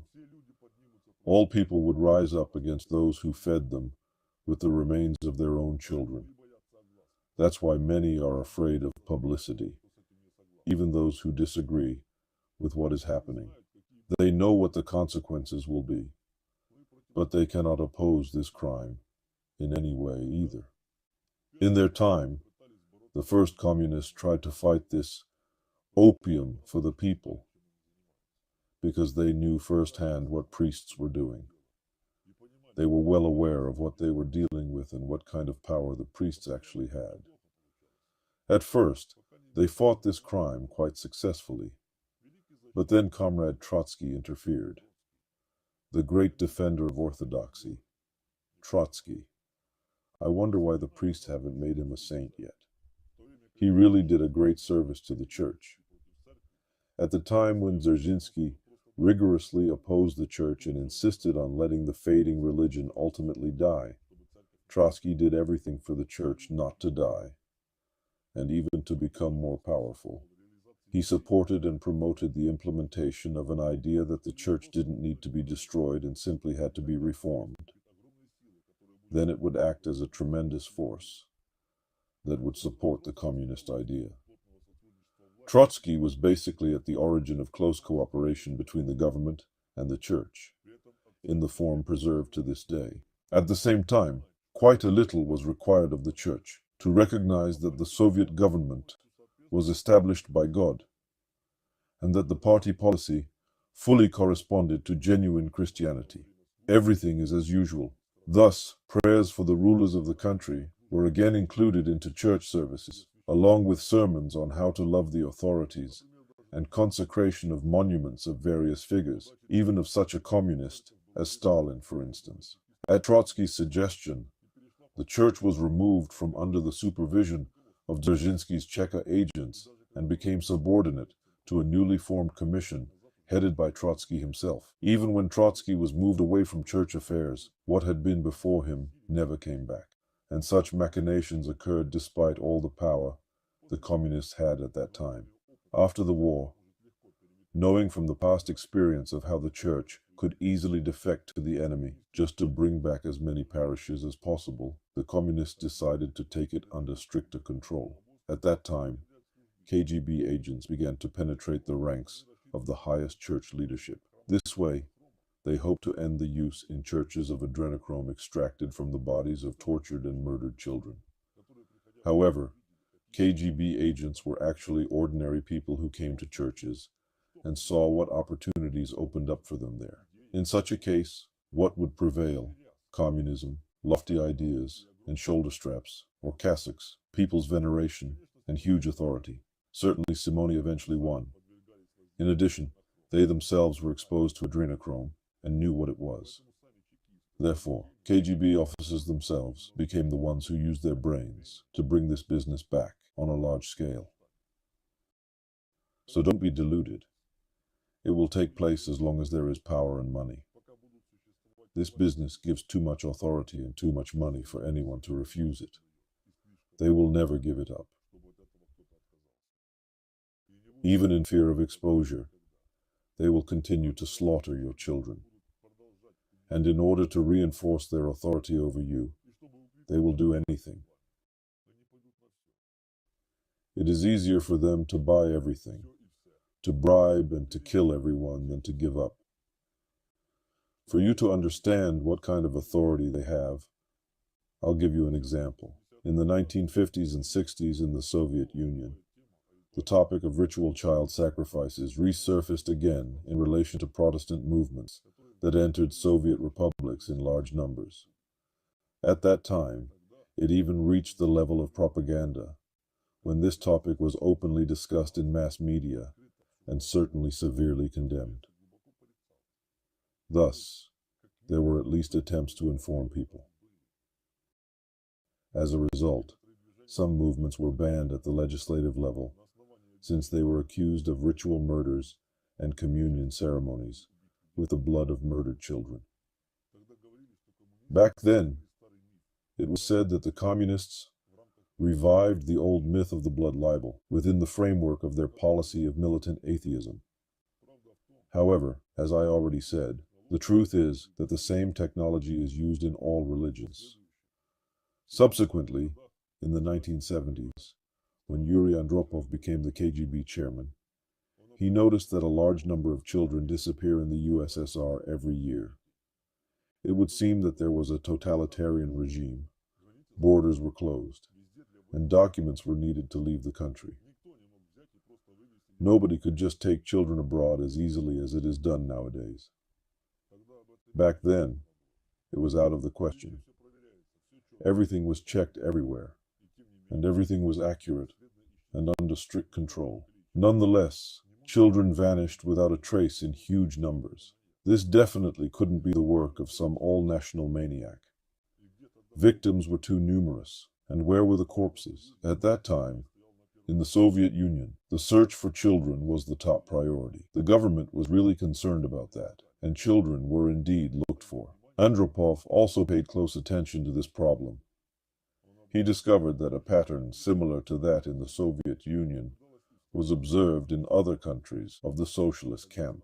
According to the data he received from abroad, children were missing there as well. Thus, he realized that this was a massive phenomenon taking place all over the world. The question was, why? Since a little bit earlier, in the 1960s, there was information about the ritual murders of children, Andropov decided to check this version too. In such a way, he found the answer to his question. He learned about the use of adrenochrome in churches. Being a father and a sensible person, he was astonished. He decided to end this evil once and for all. After collecting relevant evidence, in 1976, at a closed meeting of the USSR Communist Party Central Committee, Andropov reported to the top party leadership about the situation, which he had managed to uncover. And the paradoxical thing was, although it is neither new nor surprising, that no one wanted to listen to him. He was advised not to get involved in this matter, to occupy himself with something else and just forget about it. After this event, Andropov realized that he would not be able to do anything at the official level, since members of the Central Committee were against even discussing this topic. Religion played its own special role in the country. Andropov was aware of that and understood the threat posed by the priests, as well as the authority they possessed. He was also perfectly aware that their authority rested on slaughtered children, on adrenochrome. He foresaw that they would eventually ruin the Soviet Union. But all he could do was to fight through unofficial methods to the best of his power and ability. For this purpose, in 1978, under his full personal leadership, Andropov created a secret service intended to resist the use of adrenochrome in churches. It was a specially trained unit, similar to Alpha or Wimpel, for example, which included honest people, loyal to the USSR. They worked undercover, collected materials, and directly opposed ritual child murders in the territory of all the Soviet republics. However, given the scale of what was happening, it was like shooting sparrows with a cannon. Even after becoming Secretary General, Andropov couldn't openly speak out and resist the entire network of production of those substances, which entangled the whole of the Soviet Union. There was nothing he could do against the keepers and their people. Having enormous power and huge nuclear potential, Andropov decided to make an open statement, to lance this ulcer, and to end it with one strike, at least in the territory of the Soviet Union. But he didn't have time.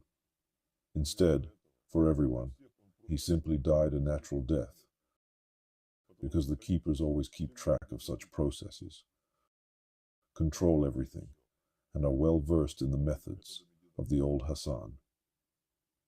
As soon as Gorbachev came to power, one of his first orders was to destroy all the collected evidence and to completely purge all people who knew about child murders and were involved in fighting them.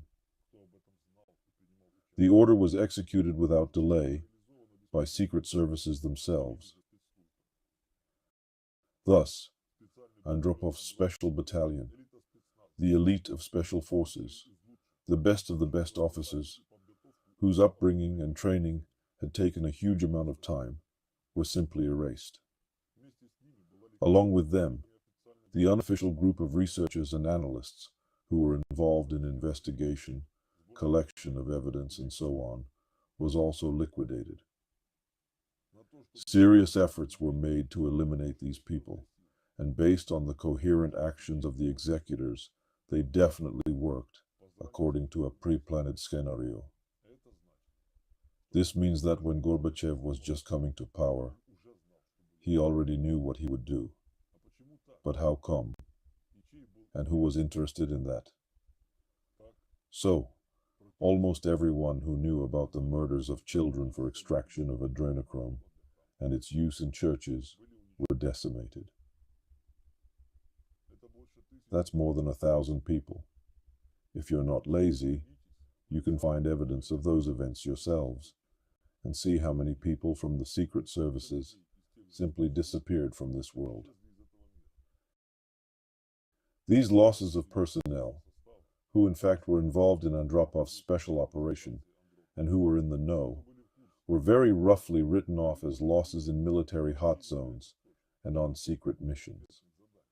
While in reality, Secret Service officers were engaged in their elimination, That is, they killed their own colleagues. Those people who worked in the KGB at that time and witnessed those events knew and spoke about them. Later, former KGB officers wrote about Gorbachev's actions in their memoirs and notes. Information about the existence of Andropov's secret special unit and its destruction leaked to the Western press as well. Many people shared their arguments and thoughts about what had happened back then, but no one knew the exact answer. Yet, you know it now. I have told you this for you to understand the seriousness of what is happening and all the authority those scums possess, which you yourselves give them by blindly obeying and funding them. So live with this knowledge from now on as you want. Various people tried to fight this abomination in temples at different times, since remote antiquity and, as you can see, in modern history too. But no matter how powerful a king or a sultan was, all of them ended up the same way Andropov did. There are numerous examples of this kind. However, there is actually a difference. In the days of sultans and kings, there were no laboratories and no video cameras, whereas during Andropov's operation, huge archives were collected that really threatened this whole bloodthirsty organization.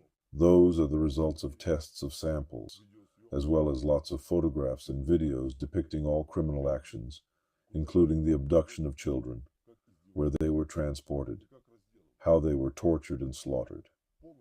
The entire process from its beginning to its end was filmed and documented. These are irrefutable proofs. Therefore, those archives were surely hunted for, and there were many attempts to destroy them. But there is such a popular expression in classic literature that manuscripts do not burn. As far as I know, some of the archives have been preserved to this day. No matter how hard priests tried, they couldn't destroy everything. And as far as I know, their latest attempt to destroy these traces was made not so long ago.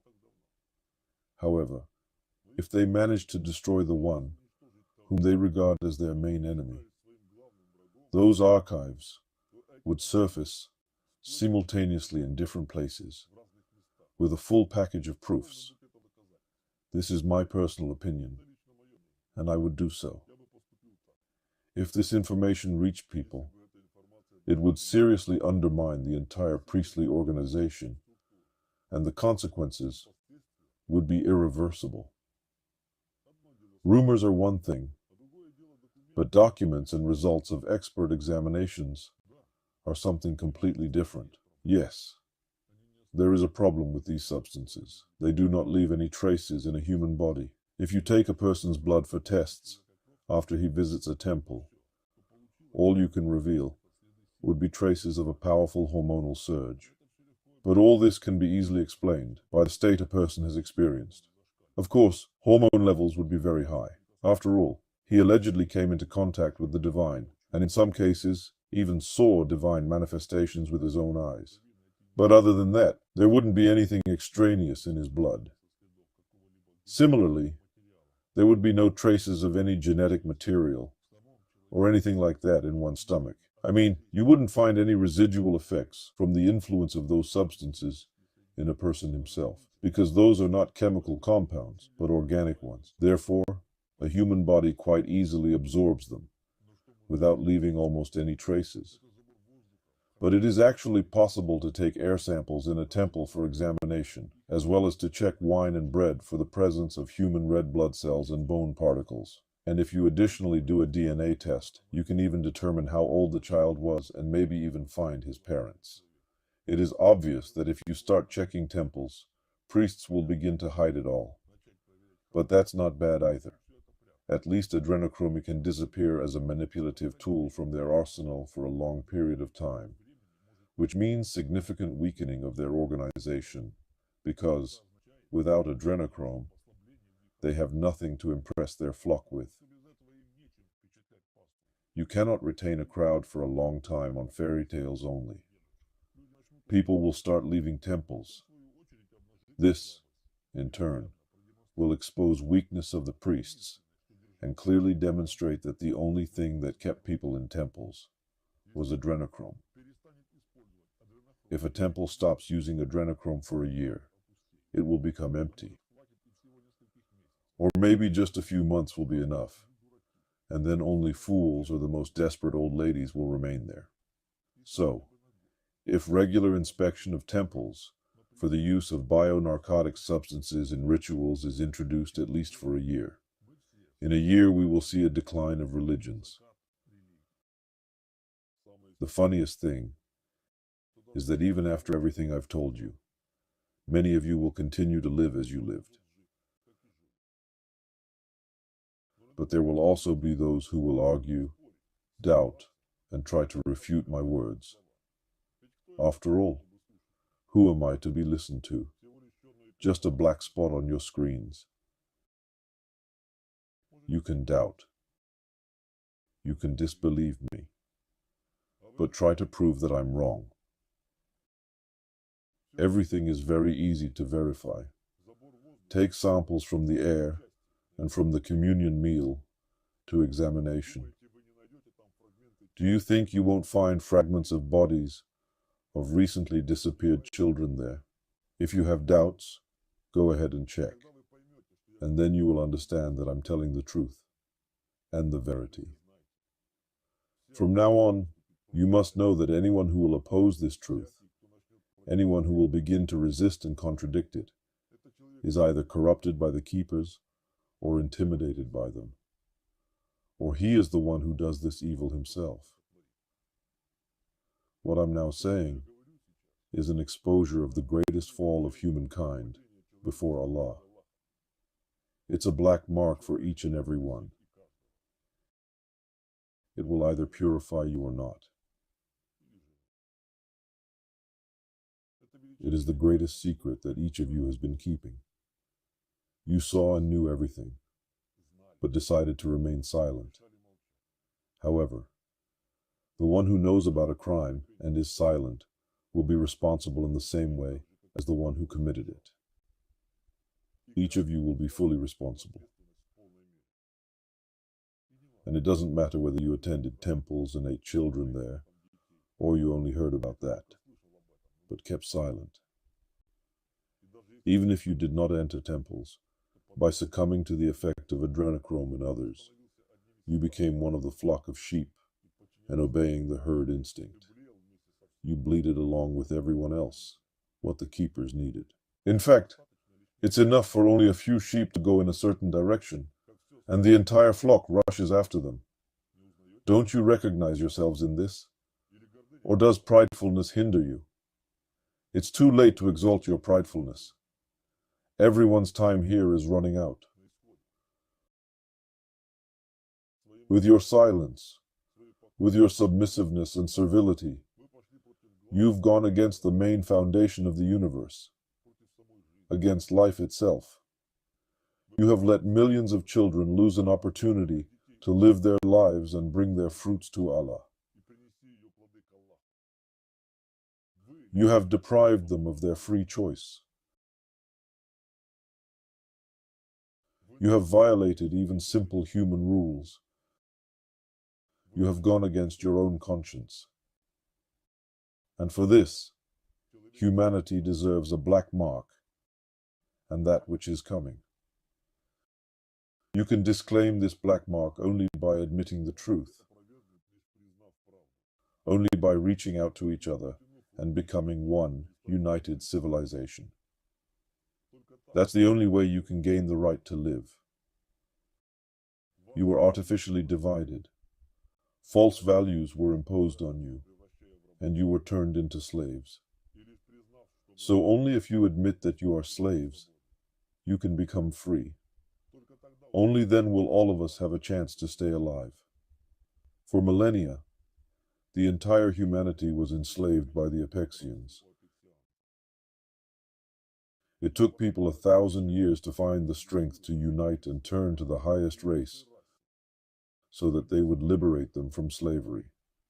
At that time, people did find the strength. But will they find it now? Yes. Many of you lack intelligence and will. You are easily manipulated. But in each of you, there is also the power which even such highly developed creatures as the Apexians are hunting for. If you join this power and manage to channel it in the right direction, you can achieve a whole lot. But will you have enough wits and elementary humanness for that? Good question. Today I'm fulfilling the will of Allah by voicing the truth and exposing the lies and manipulation started by the beasts. But what has been the reason for my revelation? Some time ago, I publicly addressed the great architect of this world. I asked him to change his mind, and at least not to hinder, because all of us are now facing a threat. However, he pretended not to hear me, because for them to lose authority means to lose the meaning of their existence. That is why today I'm exposing the greatest secret and the mightiest tool by which their authority is maintained on this earth. They have no other power except the one you give them by eating your own children. Now, knowing this secret, you can easily get rid of their authority over you if you have enough courage, humanness, and elementary human conscience.